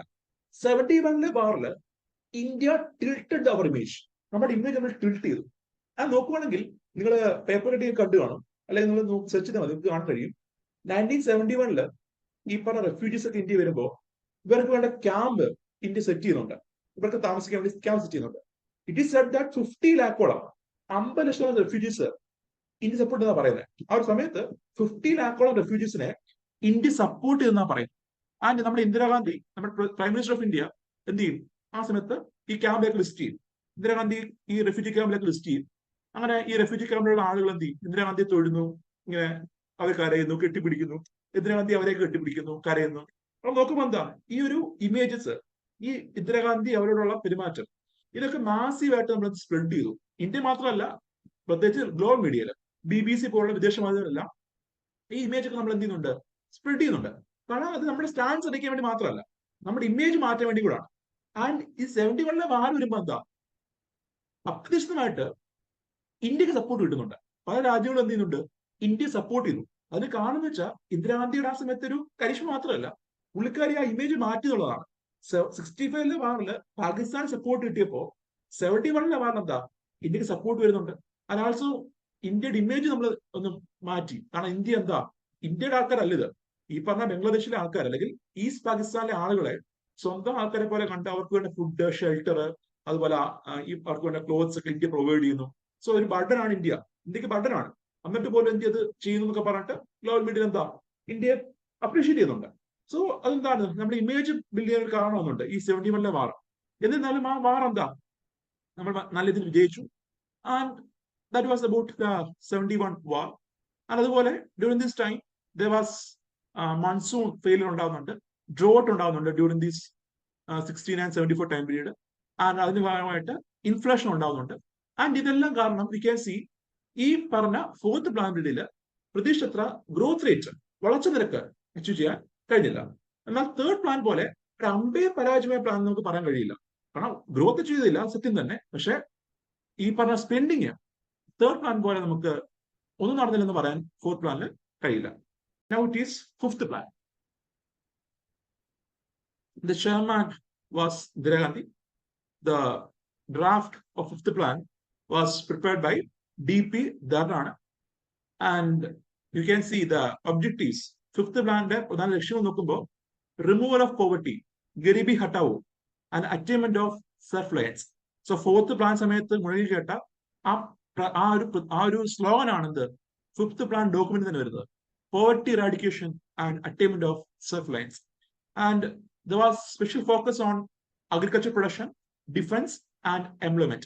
നമ്മുടെ കാർഷിക മേഖലയിലും ഡിഫൻസ് മേഖലയിലും ഒരു സെൽഫ് റിലയൻസ് അച്ചീവ് ചെയ്യാനുള്ള ഒരു ഫോക്കസ് വരുന്നുണ്ട്. അതേപോലെ തന്നെ ഗാർഗിൽ ഫോർമുലയായിരുന്നു ഫിഫ്ത്ത് പ്ലാൻ സമയത്തും ഈ പറഞ്ഞ ഫണ്ട് ലൊക്കേറ്റ് ചെയ്യാൻ വേണ്ടി ഉപയോഗിച്ചത്. And during this fifth plan various events നോക്കുമ്പോൾ Electricity supply act was amended. So ഈ അമെൻമെന്റ് വഴി കേന്ദ്ര ഗവൺമെന്റിനും പവർ ജനറേഷനും ട്രാൻസ്മിഷനും എന്താണ് എൻട്രി ചെയ്യാന്ന് പ്രൊവിഷൻ ഉണ്ടാക്കി.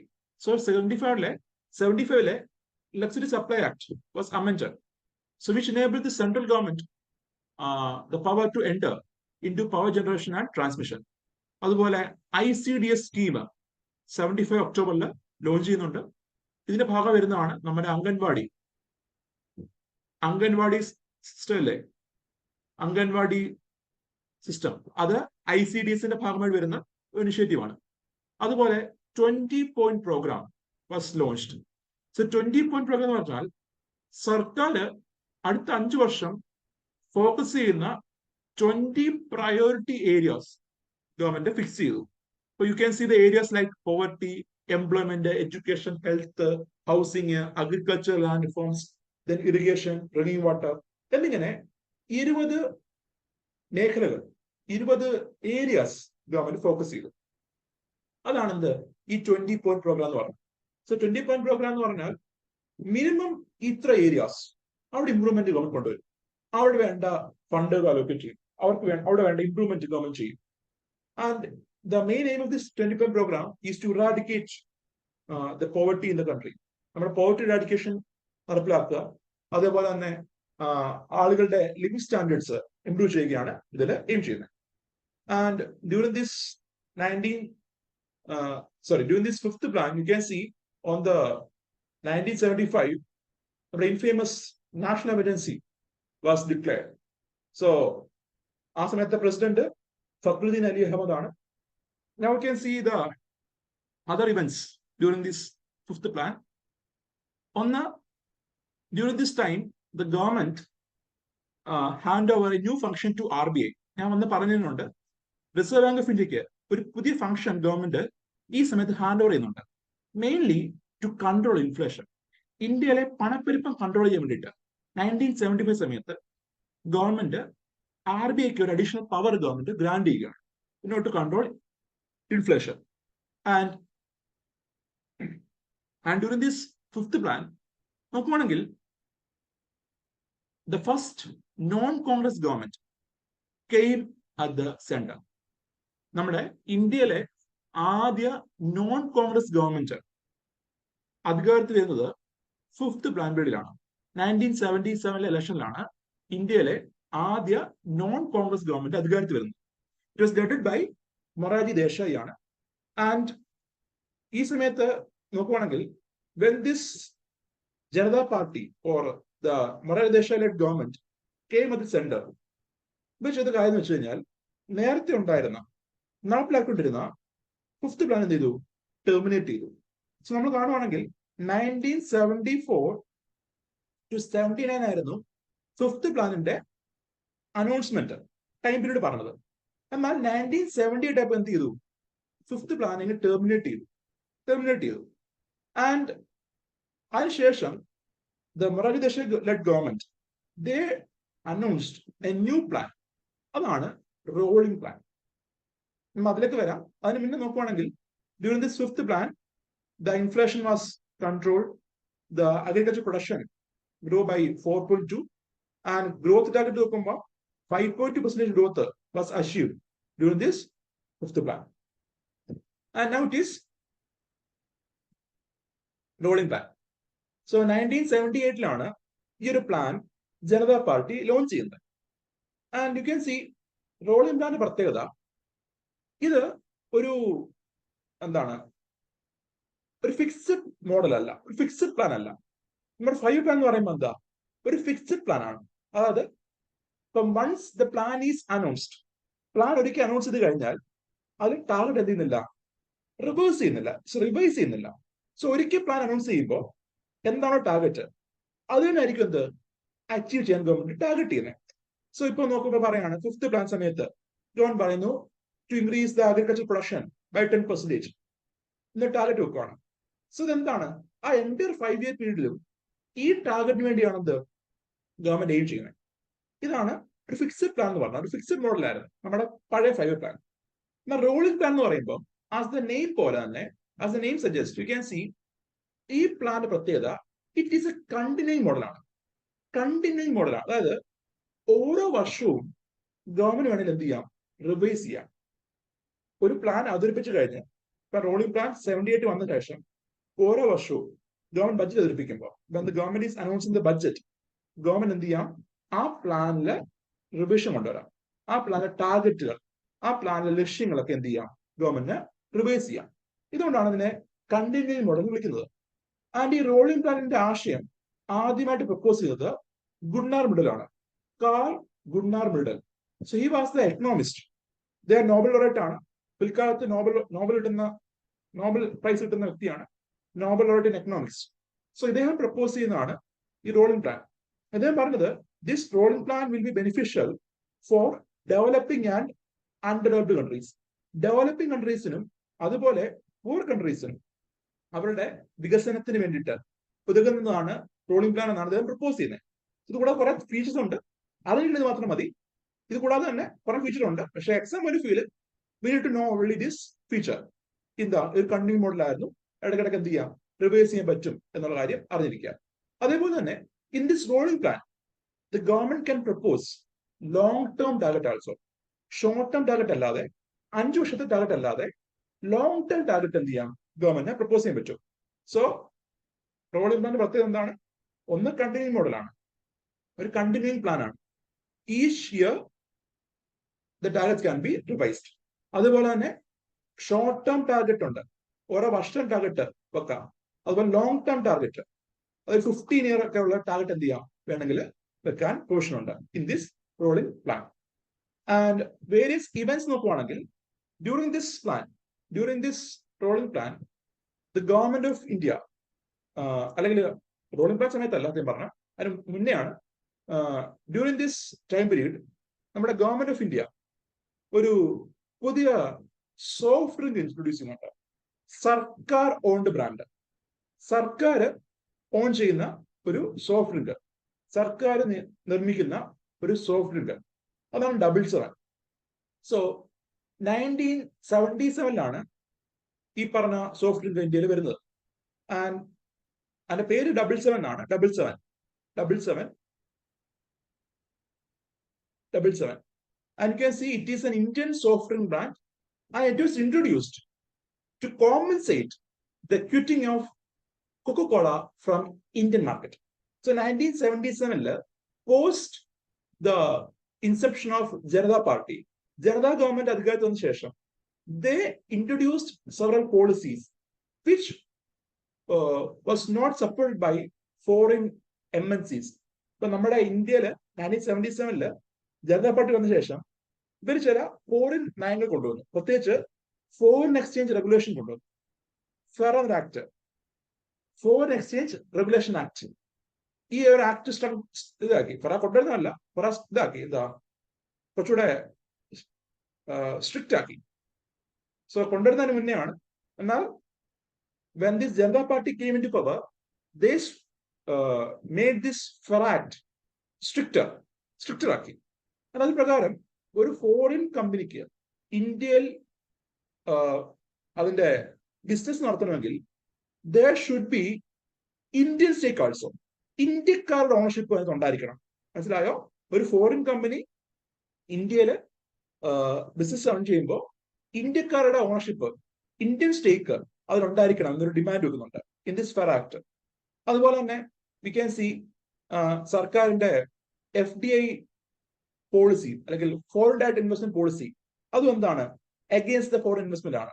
ഫോറിൻ ഇൻവെസ്റ്റ്മെന്റ് റെഡ്യൂസ് ചെയ്യുന്ന രീതിയിലായിരുന്നത് ജനതാ പാർട്ടിയുടെ സമയത്തെ നയങ്ങൾ. കാരണം ജനതാ പാർട്ടി ലീഡ് ചെയ്യുന്നത് നോക്കുവാണെങ്കിൽ കുറെ പാർട്ടീസ് ഉണ്ട്, അല്ലെ കുറെ ആളുകളുണ്ട്. അതിൽ ഒരു സോഷ്യലിസ്റ്റ് ലീഡർ ആയിരുന്നു ജോർജ് ഫെർണാണ്ടസ്. നിങ്ങൾ ഈ ഇടയ്ക്ക് കേട്ട് കാണും, ഒരു കുറച്ചു കാലം മുന്നേ അദ്ദേഹം മരിച്ചു. എനിക്ക് 2-3 years before he died, George Fernandes. And he was a socialist figure ആയിരുന്നു. ജനതാ ഗവൺമെന്റിലെ ഒരു സോഷ്യലിസ്റ്റ് ഫിഗർ ആയിരുന്നു ഇദ്ദേഹം. ഇദ്ദേഹമായിരുന്നു വ്യവസായ മന്ത്രി ആ സമയത്ത്. He was the industrial minister. And ഇദ്ദേഹമാണ് ഈ പറഞ്ഞ വ്യവസായ നയം 1977 നേരത്തെ ഉണ്ടായിരുന്ന 56 ഇൻഡസ്ട്രിയൽ പോളിസി ഒന്ന് റിവൈസ് ചെയ്യുന്നുണ്ട്. അതിനൊന്ന് റിവൈസ് അല്ല, അതിൽ കുറച്ച് അമെൻഡ്മെന്റ്സ് വരുന്നുണ്ട്, അഡീഷൻസ് വരുന്നുണ്ട്. And in that addition you can see നമ്മുടെ FDI ഫോറിൻ ഇൻവെസ്റ്റ്മെന്റ് ഒക്കെ എന്താ ഒരു പരിധി വരെ റെഡ്യൂസ് ചെയ്യാൻ ഗവൺമെന്റ് ടാർഗറ്റ് ചെയ്യുന്നു. അതുപോലെ ഫെറ ആക്ടിനകത്ത് ഈ പറഞ്ഞ വിദേശ നിക്ഷേപത്തിനെതിരെ അല്ലെങ്കിൽ ഫോറിൻ കമ്പനികളുടെ ഇൻവെസ്റ്റിനെതിരെ ഒരു പോളിസി വരുന്നു. അതാ പറഞ്ഞേ അച്ഛാ എന്താ ഇന്ത്യൻ സ്റ്റേക്കുകൾ നിർബന്ധമാക്കി. അത് കൊക്കോള കമ്പനി ഇന്ത്യ വർക്ക് ചെയ്യുമ്പോൾ ഇന്ത്യൻ ഷെയർസ് ഉണ്ടായിരിക്കണം എന്നൊരു നിബന്ധന വെക്കുന്നു. ആൻഡ് ഇതെല്ലാം എന്താ കൊക്കോളയ്ക്ക് സമ്മതിക്കാൻ കഴിഞ്ഞില്ല. അവരെന്ത് ചെയ്തു? ഇന്ത്യൻ മാർക്കറ്റ് ക്വിറ്റ് ചെയ്തു. ആൻഡ് അങ്ങനെ ആ സമയത്ത് ഗവൺമെന്റ് ലോഞ്ച് ചെയ്തതാണ് ഈ ഡബിൾ 7 എന്ന drink. And it was marketed by modern food industries എന്നൊരു കമ്പനിയാണ് ഇത് മാർക്കറ്റ് ചെയ്തത്, അത് മാനുഫാക്ചർ ചെയ്തത്. ഇത് സർക്കാർ ഓൺ ചെയ്യുന്ന കമ്പനിയായിരുന്നു, മോഡേൺ ഫുഡ് ഇൻഡസ്ട്രീസ്. ഈ ഒരു കമ്പനി പിന്നീട് ഹിന്ദുസ്ഥാൻ യൂണിലിവർ ലിമിറ്റഡ് ഇല്ലേ, അവരേറ്റെടുത്തു പിൽക്കാലത്ത്. ഈ 2000 മറ്റോ ഈ ഒരു കമ്പനി പ്രവർത്തനം നിന്നു.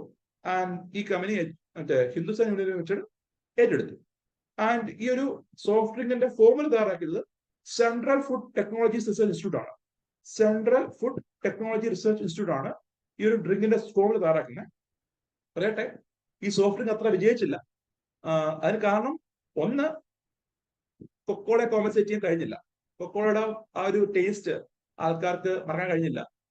അതുപോലെ ആ സമയത്ത് തന്നെ തംസപ്പ് പോലുള്ളപ്പോൾ ഒരു ബ്രാൻഡ് വരുന്നുണ്ട്. തംസപ്പ് അല്ലേ നമ്മളിപ്പോ കാണുന്ന തംസപ്പ് ഒക്കെ ആ സമയത്ത് വരുന്നതാണ്, കൊക്കോള പോഷൻ വരുന്നതാണ്.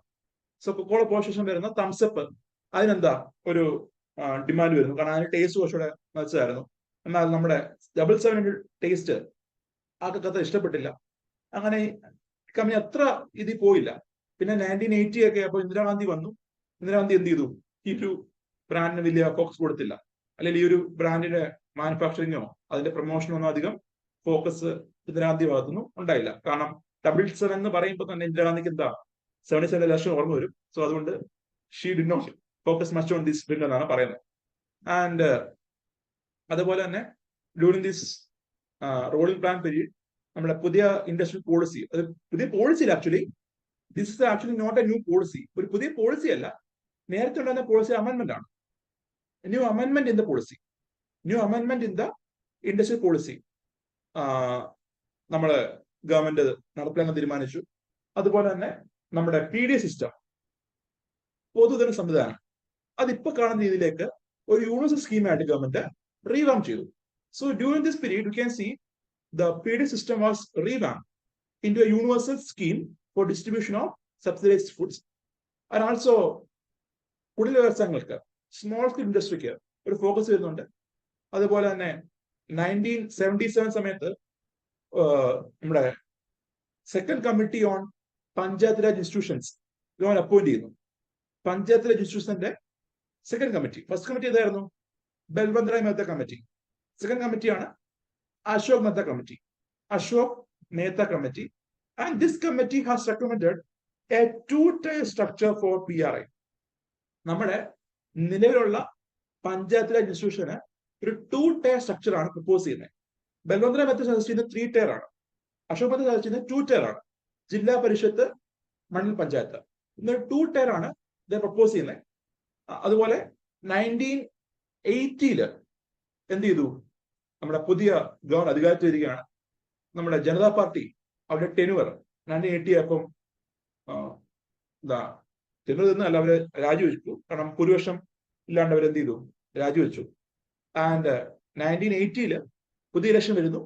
ആൻഡ് ഡ്യൂറിംഗ് ദാറ്റ് ഇലക്ഷൻ എപ്പോഴും തിരുമ്പി പോയോ അപ്പോഴത്തേനും തിരുമ്പി വന്നു. നമ്മുടെ ഇന്ദിരാഗാന്ധി എങ്ങനെ പരാജയപ്പെട്ടോ അതിനേക്കാൾ 10 മടങ്ങ് ശക്തിയിൽ ഇന്ദിരാഗാന്ധി എന്ത് ചെയ്യാണ്? തിരിച്ചു വരികയാണ്. So it is said that 1977 ഇലക്ഷനിൽ ആൾക്കാർ എന്താണ്, ഒന്ന് ഇന്ദിരാഗാന്ധി ഒരു കൊട്ടുകൊടുത്ത എന്താ, അധികം അങ്ങ് പോണ്ട, നമ്മളൊക്കെ നോക്കണം എന്ന് പറഞ്ഞാ പറയുന്നത്. കാരണം എന്താ, 1980 ഇലക്ഷൻ നോക്കുവാണെങ്കിൽ വൻ ഭൂരിപക്ഷത്തിലാണ്. കാരണം മാസീവ് വിക്ടറിയാണ് ഇന്ദിരാഗാന്ധി ഉണ്ടാകുന്നത്. 1977 ഇലക്ഷനിൽ മാസീവ് വിക്ടറി ഫോർ ഇന്ദിരാഗാന്ധി. 1980 ഇലക്ഷനിൽ ഇന്ദിരാഗാന്ധി ജയിച്ചു. അതുപോലെ കോൺഗ്രസും ഓൾ ഇന്ത്യ വൻ ഭൂരിപക്ഷത്തിൽ എന്താ ജയിക്കുകയാണ്. And you can see after Indira Gandhi came in to power, Indira Gandhi ചെയ്ത ആദ്യ കാര്യം എന്താണ്? റോളിംഗ് പ്ലാനിനെ ടെർമിനേറ്റ് ചെയ്തു. സോ റോളിംഗ് പ്ലാൻ എന്ത് ചെയ്തു? 1980 ടെർമിനേറ്റ് ചെയ്തു. ആൻഡ് അതുപോലെ തന്നെ 1978, 79, 1979, 80 ഇതായിരുന്നു rolling plan time period. And ഇതില് 1978, 79 ഇന്ദിരാഗാന്ധി 5th പ്ലാനിലേക്ക് എന്ത് ചെയ്തു? മേർജ് ചെയ്തു. ആ ഒരു ടൈം പീരീഡിലെ ഫണ്ട് ലൊക്കേഷൻ ഒക്കെ 5th പ്ലാനിലേക്ക് എന്ത് ചെയ്തു? മേർജ് ചെയ്തു. അങ്ങനെ ഒഫീഷ്യലി സർക്കാർ ഡോക്യുമെന്റില് അങ്ങനെ officially 5th plan time period 1974 to 79 ആയി. ആക്ച്വലി എന്താണ് 78 ടെർമിനേറ്റ് ചെയ്യപ്പെട്ടതാണ്. പക്ഷെ 1980 അധികാരത്തിൽ വന്നപ്പോ 78, 79 സ്പെൻഡിങ്, ആ സമയത്തുള്ള ചെലവുകളും വരുമാനവും, ആ സമയത്തെ ചെലവുകളൊക്കെ എന്ത് ചെയ്തു? ഈ പറഞ്ഞ 5th പ്ലാൻ ഡോക്യുമെന്റിലേക്ക്, അല്ലെ 5th പ്ലാന്റെ ടൈം പീരീഡിലേക്ക് നമ്മൾ മേർജ് ചെയ്തു. അങ്ങനെ 5th പ്ലാൻ ഒഫീഷ്യലി ഒരു 5-year പ്ലാൻ ആയി. അങ്ങനെ റോളിംഗ് പ്ലാനിന്റെ റെമനന്റ് എന്ന് പറഞ്ഞാൽ, റോളിംഗ് പ്ലാനിന്റെ അവശേഷിപ്പ് എന്ന് പറഞ്ഞാൽ ആകെ ഒരൊറ്റ വർഷമേ ഉള്ളൂ. 1979, 80 മാത്രമേ വരുന്നുള്ളൂ. And Indira Gandhi called this as an annual plan. ഇതിനെ ഒരു ആനുവൽ പ്ലാൻ എന്ന രീതിയിൽ എന്ത് ചെയ്തു? ഇന്ദിരാഗാന്ധി വിളിച്ചു. So this was the rolling plan period. And next is 6th plan ആണ്. 1980 to 85 ടൈം പീരീഡ് ഇന്ദിരാഗാന്ധി ആയിരുന്നു ചെയർമാൻ. ഒബ്ജക്റ്റീവ് പറയുമ്പോൾ poverty eradication, technological self reliance, controlling population explosion, ഇതായിരുന്നു 6th പ്ലാനിന്റെ മേജർ അജണ്ട. ആൻഡ് ഈ ഒരു സമയത്ത് we can see towards the beginning of this plan നമ്മുടെ 6 banks were nationalised April 15, 1980. അതുപോലെ during the 6th plan lot of schemes were launched by Indira Gandhi. ധാരാളം schemes ഈ സമയത്ത് ലോഞ്ച് ചെയ്യപ്പെടുന്നുണ്ട്. അതിലൊരു സ്കീമാണ് TRYSEM, training for rural youth for self employment. So നമ്മുടെ ഗ്രാമീണ മേഖലയിലുള്ള യൂത്തിന് സ്വയം തൊഴിൽ കണ്ടെത്താൻ വേണ്ടിയുള്ള ട്രെയിനിങ് കൊടുക്കുക. അതായിരുന്നു ഈ സ്കീമിന്റെ പ്രത്യേകത. ഈ സ്കീം നേരത്തെ വരുന്നതാണ്, നമ്മുടെ ജനതാ പാർട്ടി സമയത്ത് വരുന്നതാണ് കേട്ടോ. ജനതാ പാർട്ടിയുടെ സമയത്താണ് ഈ സ്കീം ലോഞ്ച് ചെയ്യുന്നത്, അനൗൺസ് ചെയ്യുന്നത്. എന്നാൽ ഈ സ്കീം നേഷൻ വൈഡ് ആയിട്ട് ഇന്ത്യ ഒട്ടുക്ക് ഇംപ്ലിമെന്റേഷൻ സ്റ്റാർട്ട് ചെയ്തത് 1980 ആണ്. സോ ഇവൻ ഇറ്റ് ലോഞ്ച്ഡ് ഇൻ 1979. എന്താണ് അത് നടത്തിപ്പോ വരുന്നില്ല. 1980 എന്ത് ഇതിന്റെ ഒരു നേഷൻ വൈഡ് ഇംപ്ലിമെന്റേഷൻ ഇന്ദിരാഗാന്ധി നടത്തുന്നത്. അതുപോലെ തന്നെ ഡ്യൂറിംഗ് ദി 6th പ്ലാൻ നമ്മുടെ NDC national development council changed the formula for allocating funds to state. നമ്മുടെ സംസ്ഥാനങ്ങൾക്ക് കേന്ദ്രം കൊടുക്കുന്ന ഫണ്ടിന് വേണ്ടിയുള്ള ഫോർമുല അതെന്ത് ചെയ്തു, NDC അമെൻഡ് ചെയ്തു, NDC അത് റിവൈസ് ചെയ്തു. അതാണ് modified Gadgil formula. And modified Gadgil formula പ്രകാരമാണ് പിന്നെയുള്ള വർഷം 6th പ്ലാനിലും 7th പ്ലാനിലും അതുപോലെ 1991 വരെയുള്ള സമയത്ത് ഫണ്ട് അലോക്കേറ്റ് ചെയ്യുന്നത്. ആൻഡ് യു ക്യാൻ സി ഇത് ചേഞ്ച് വരുന്നത് വെച്ച് കഴിഞ്ഞാൽ നമ്മൾ കണ്ടല്ലോ ഈ 4th പ്ലാനിലെ ഗാർഗിൽ ഫോർമുല വരുമ്പോൾ there was a criteria ongoing irrigation പറ്റുന്ന ongoing irrigation and power projects. The ongoing irrigation and power projects. ഈ സാധനം എന്ത് ചെയ്തു, റിവൈസ് ചെയ്ത് തീരുമാനിച്ചു. ഇതാണ് മാറ്റുന്നത്. So this modified Gadgil formula, this one ongoing irrigation and power projects, ഇതാണ് മാറ്റം വരുന്നത് 6th ഈ മോഡിഫൈഡ് ഗാർഗിൽ ഫോർമുലയിൽ. അങ്ങനെ 6th പ്ലാനിൽ ഫണ്ട് അലോക്കേറ്റ് ചെയ്തത് as per modified Gadgil formula ഉപയോഗിച്ചാണെന്ന് അറിഞ്ഞിരിക്കുക. അതുപോലെ തന്നെ ഈ സമയത്ത് വരുന്ന സ്കീംസ്, ഒന്ന് IRDP ഇന്റഗ്രേറ്റഡ് റൂറൽ ഡെവലപ്മെന്റ് പ്രോഗ്രാം, mainly aim for the development of rural area. ഇത് 78 ലോഞ്ച് ചെയ്തതാണ്, അനൗൺസ് ചെയ്തതാണ്. എന്നാൽ നേഷൻ വൈഡ് ഇംപ്ലിമെന്റേഷൻ എന്നത് 1980 ആണ്. അതുപോലെ NREP national rural employment programme. So ഇത് 1980 ലോഞ്ച് ചെയ്തു, 81 മുതൽ ഓൾ ത്രൂഔട്ട് ഇന്ത്യയിൽ ഇംപ്ലിമെന്റ് ചെയ്തു. Then RLEGP rural landless employment guarantee programme, ഗ്രാമീണ മേഖലയിൽ ഭൂരഹിതരായ ആളുകൾക്ക് ജോലി ഉറപ്പുവരുത്തുന്ന സ്കീമായിരുന്നു RLEGP സ്കീം. അതുപോലെ development of women and children in rural area. So നോക്കുവാണെങ്കിൽ പോസ്റ്റ് ദിസ് 1980 ഇലക്ഷൻ ഇന്ദിരാഗാന്ധി ജനകീയമായിട്ടുള്ള ധാരാളം സ്കീംസ്, ധാരാളം ഇനിഷ്യേറ്റീവ് ലോഞ്ച് ചെയ്യുകയാണ്. കാരണം ഇന്ദിരാഗാന്ധിക്ക് മനസ്സിലായി 1980 ഇലക്ഷനിൽ അവർ ആ സ്നേഹം കാണിച്ചു. 1977 വിട്ടുകൊടുത്തെങ്കിലും 1980 എങ്ങനെ പോയോ, നമ്മുടെ കബാലി പറയുന്ന പോലെ എപ്പടി പോയോ അപ്പടിത്താൻ തിരുമ്പി വന്നെന്ന് പറഞ്ഞ പോലെ തിരുമ്പി വന്നിട്ടേ ആ ഇതിലായിരുന്നു. ആൻഡ് യു ക്യാൻ സി അതിന്റെ ഭാഗമായിട്ട് ധാരാളം ഇനിഷ്യേറ്റീവ്സ് എന്താ ലോഞ്ച് ചെയ്യപ്പെടുന്നുണ്ട്. And also 6th plan was the plan which focused on infrastructure development. So there was a focus for infrastructure, ആസ്തി വികസനത്തിന്, അസറ്റ് ബിൽഡിങ്ങിന് അവർ ഫോക്കസ് ചെയ്യുന്നുണ്ട്. റോഡുകള്, പാലങ്ങള്, ഇതേ പുള്ളി ജീവിച്ചില്ല, അത് പോട്ടെ. So that was about infrastructure development. So ആസ്തി വികസനത്തിന് ഫോക്കസ് വരുന്നുണ്ട്. അതേപോലെ during this event, so during this time operation blue star, നിങ്ങൾക്ക് അറിയാമായിരിക്കും, സുവർണക്ഷേത്രത്തിലെ മിലിറ്ററിയുടെ ഒരു ഓപ്പറേഷൻ ബ്ലൂ സ്റ്റാർ വരുന്നു. അതിന്റെ ഭാഗമായിട്ട് ഇന്ദിരാഗാന്ധി അസസിനേറ്റ് ചെയ്യപ്പെടുന്നുണ്ട് 1984 ഇന്ദിരാഗാന്ധിയുടെ അസസിനേഷൻ. ആൻഡ് യു ക്യാൻ സി നമ്മുടെ 6th പ്ലാന്റെ ഗ്രോത്ത് നോക്കുമ്പോൾ 5.69% ഗ്രോത്ത് 6th പ്ലാൻ അച്ചീവ് ചെയ്യുന്നുണ്ട്. എന്നാൽ ടാർഗറ്റ് 5.2 ആയിരുന്നു. സോ ടാർഗറ്റിനേക്കാൾ ഉയർന്ന രീതിയിൽ അച്ചീവ് ചെയ്യുന്നുണ്ട്. അതുപോലെ പോവർട്ടി റേഷ്യോ നോക്കൂ, 1977-78 48.3 ആയിരുന്നു പോവർട്ടി എങ്കിൽ 1983-85 പോവർട്ടി റേഷ്യോ 37 ആയി. ഏകദേശം 10% മേലെ ദാരിദ്ര്യം നിർമ്മാർജ്ജനം ചെയ്യാനായിട്ട് ഈ ഒരു പ്ലാനിൽ കഴിയുന്നുണ്ട്. And also during this time നമ്മുടെ DRDO defence research development programme integrated missile development programme launch ചെയ്യുന്നുണ്ട്. സോ നമ്മൾ കണ്ടു 6th പ്ലാനിന്റെ ഫോക്കസ് ഏരിയ നോക്കുമ്പോഴേ poverty education, technological self reliance ഇല്ലേ, ഇതിന്റെ ഭാഗമായിട്ടാണ് എന്ത് IGMDP വരുന്നത്, integrated guided missile development programme. This was launched. And ഇത് പ്രകാരമാണ് അഗ്നി, നാഗ്, പൃഥ്വി, തൃശൂർ പോലുള്ള കുറെ military equipment, military weapons develop ചെയ്തത്. ആൻഡ് ഈ ഒരു ഇവന്റ് അല്ലെങ്കിൽ ഈ ഒരു പ്രോഗ്രാം കോർഡിനേറ്റ് ചെയ്തത് നമ്മുടെ the most beloved former prime minister of India APJ Abdul Kalam ആയിരുന്നു. അദ്ദേഹമായിരുന്നു ഈ ഒരു ഇവന്റ്, ഈ ഒരു പ്രോഗ്രാം കോർഡിനേറ്റ് ചെയ്തത്. സോ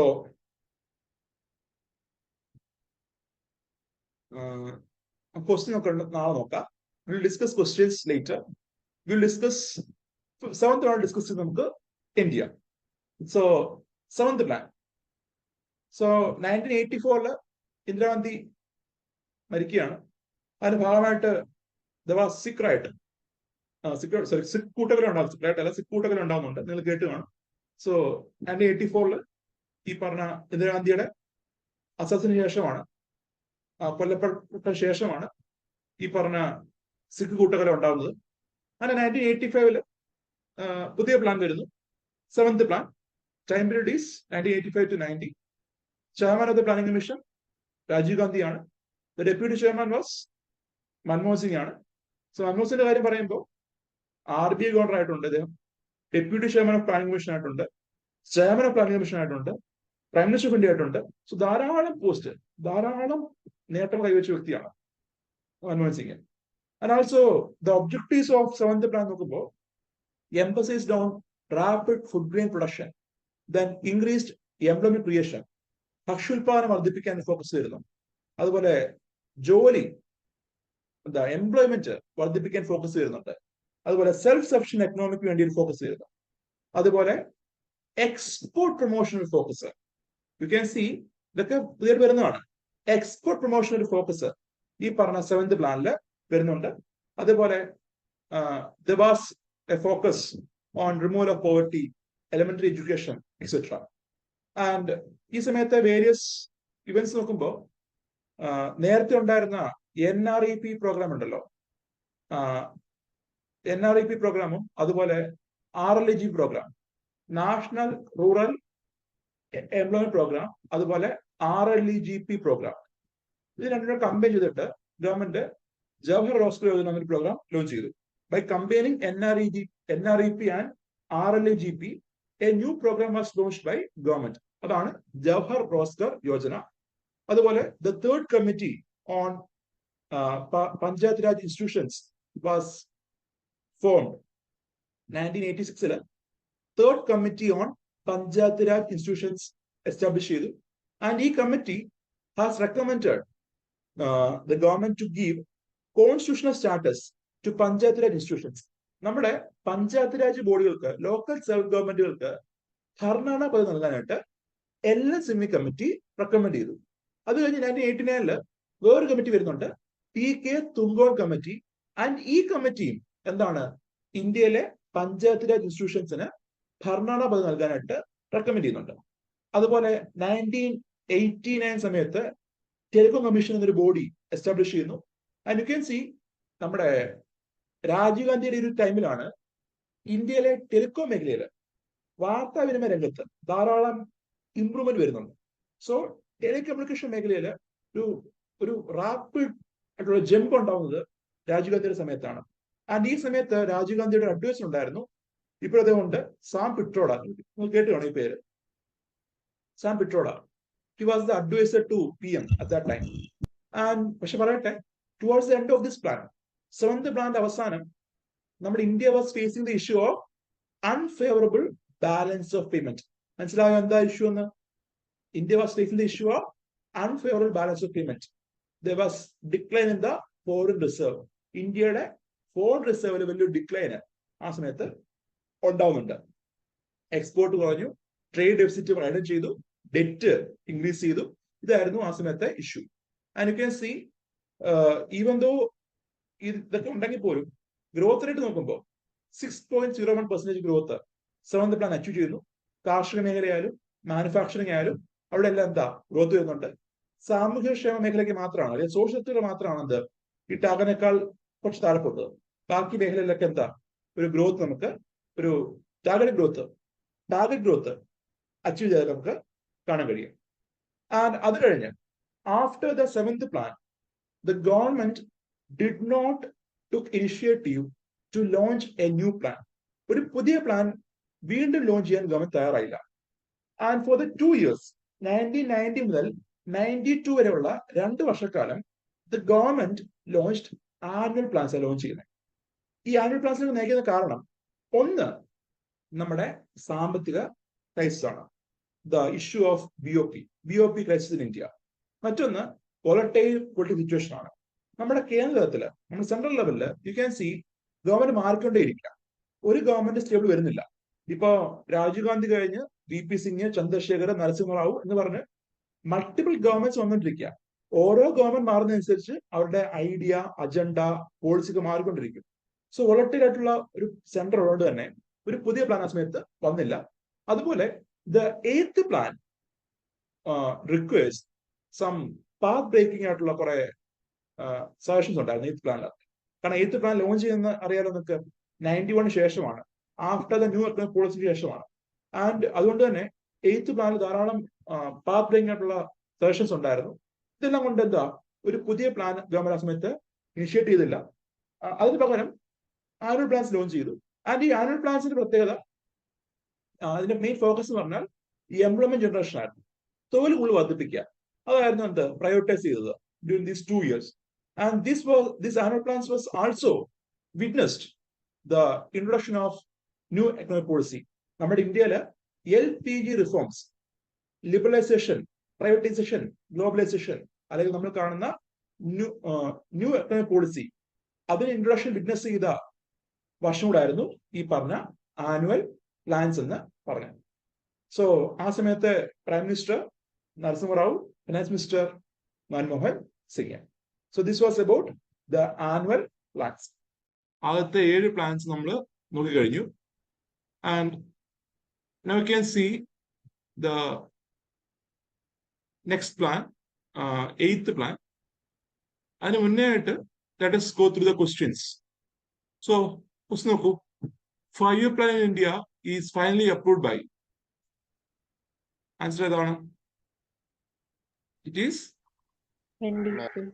NDC ആണ്. സോ NDC ആണ് 5-year plan ഫൈനലി അപ്രൂവ് ചെയ്തത്. So we already scene that. D is the answer. ഇപ്പോഴത്തെ കോണ്ടെക്സ്റ്റിലും ആണോ സാറേ? ഇപ്പോഴത്തെ കോണ്ടെക്സ്റ്റ് ആൻസർ കറക്റ്റ് ആണോ എന്ന്? ഇപ്പോഴത്തെ പ്രസന്റ് ഇപ്പം 5-year plan ഇല്ല. കറന്റ് 5-year plan ഇല്ലല്ലോ. ഇത് പഴയ ചോദ്യം നോക്കിയാൽ മതി. Current there is no 5-year plan. ഇപ്പൊ നമുക്ക് 5-year plans അബോളിഷ് ചെയ്തല്ലോ. ഇന്ത്യ കേസ് മാത്രമേ ഉള്ളൂ, സോറി കേരളത്തിന്റെ കേസ് മാത്രമേ ഉള്ളൂ പ്ലാൻ ഉള്ളത്. അപ്പൊ അങ്ങനെ ആണെങ്കിൽ സ്പെസിഫിക് ആവും. 5-year plan ഇൻ കേരള എന്ന് പറഞ്ഞിട്ട് സ്പെസിഫിക് ആവും. പക്ഷെ അത് അപ്രൂവ് ചെയ്തത് പ്ലാനിംഗ് ബോർഡ് അല്ല. പ്ലാനിംഗ് ബോർഡ് തയ്യാറാക്കുന്നു, അത് ക്യാബിനറ്റ് ആണ് അപ്രൂവ് ചെയ്തത്, സർക്കാരാണ് അപ്രൂവ് ചെയ്തത്. സോ ഇവിടെ നോക്കുവാണെങ്കിൽ 5-year plan in Indian context, 5-year plan അതിപ്പോ ഈസ് ഫൈനലി അപ്രൂവ്ഡ് തരത്തിൽ ഇപ്പൊ വരുവാണെങ്കിൽ വാസ് അപ്രൂവ്ഡ് ബൈ എന്നായിരിക്കും വരുന്നത്. നേരത്തെ ആരാണ് അപ്രൂവ് ചെയ്തതെന്ന് ചോദിക്കാം. കേരളത്തിന് കോണ്ടെക്സ്റ്റ് മാത്രമേ ഉള്ളൂ ഇപ്പം പ്ലാനിങ് ഉള്ളത്. ബാക്കി എല്ലാ സംസ്ഥാനത്തും പ്ലാനിങ് നിർത്തലായി. അതുപോലെ ഓൾ ത്രൂ ഔട്ട് ഇന്ത്യയിലും പ്ലാനിങ് എന്താ നിർത്തലായി. So next question, which of the following, ഇപ്പം 6 എന്നല്ല, ഇത് ചോദ്യം പഴയ ചോദ്യമാണ്, അതുകൊണ്ടാണ് 6 വന്നിരിക്കുന്നത്. ഇപ്പൊ പറയുകയാണെങ്കിൽ വേർ അസോസിയേറ്റഡ് എന്ന് പറയും. Which of the following were associated with planning in India? പ്ലാനിങ്ങിന് ബന്ധപ്പെട്ടുള്ള ഏജൻസി ആരൊക്കെയാണെന്ന ചോദ്യം. ഏതൊക്കെയാണെന്ന് പറയാമോ? കാരണം നിങ്ങൾ ചോദ്യം നോക്കുവാണെങ്കിൽ ഈ ഒരു ചോദ്യം 2002 വരുന്നതാണ്. അതുപോലെ ഈ ഒരു ചോദ്യം 2014 വരുന്നതാണ്. So at that time planning were there, planning ഉണ്ടായിരുന്നു. ഇപ്പം ഇതാണ് ഇവിടെ എന്താണ് കുഴപ്പമെന്ന് വെച്ചാൽ പ്രീവിയസ് ക്വസ്റ്റ്യൻ ആയതുകൊണ്ട് അന്ധകാലത്ത് ഉണ്ടായിരുന്നു. ഇപ്പം ആ സാധനം ഇല്ലായി, പ്ലാനിങ് ഇല്ല, അല്ലെങ്കിൽ 5-year plans അബോളിഷ് ചെയ്തു. സോ അതുകൊണ്ടാണ് അങ്ങനെ വന്നത്. സോ നോക്കൂ, ഇതിന് ആൻസർ എന്താ? Which of the following are associated with planning in India? 2 and 5 ആണ് സർ. 2 and 5 ആണ്. ഫിനാൻസ് കമ്മീഷൻ നമ്മൾ പറഞ്ഞു പ്ലാനിങ്ങിന്റെ ഭാഗമല്ല ഫിനാൻസ് കമ്മീഷൻ. അതുപോലെ യൂണിയൻ മിനിസ്ട്രി ഓഫ് റൂറൽ ഡെവലപ്മെന്റോ അർബൻ ഡെവലപ്മെന്റോ ഇല്ല. NDC ഉണ്ട്, അതുപോലെ പാർലമെന്റും ഉണ്ട്. Parliament is also a part of planning process. Answer C ആണ്. Then during which 5-year plan was the emergency claimed, new elections took place and Janata Party was elected? ഏത് പ്ലാനിലാണ് emergency വരുന്നത്, അതുപോലെ പുതിയ ഇലക്ഷൻ വന്ന് ജനതാ പാർട്ടി ഇലക്ട് ആവുന്നത്? So first non Congress government ഏത് plan പീരീഡിലാണ് അത് വരുന്നത്? ഇതിലായിരുന്നു.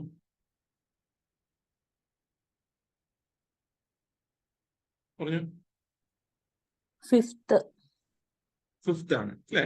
ആൻസർ ഈസ് സി ആണ്. ഫിഫ്ത്ത് പ്ലാൻ പീരീഡിലാണ് ഫസ്റ്റ് നോൺ കോൺഗ്രസ് ഗവൺമെന്റ് അധികാരത്തിൽ വരുന്നത്, അല്ലെങ്കിൽ എമർജൻസി വരുന്നത് 1975. ആ കാലഘട്ടം ഓർത്താൽ മതി. ആൻഡ് ഇത് നോക്കൂ, ഇത് പ്രീവിയസ് ക്വസ്റ്റൻ ആണ്, പ്രീവിയസ് UPSC ക്വസ്റ്റൻ ആണ് ഈ ഒരു ചോദ്യം. Then consider the statement regarding Indian planning.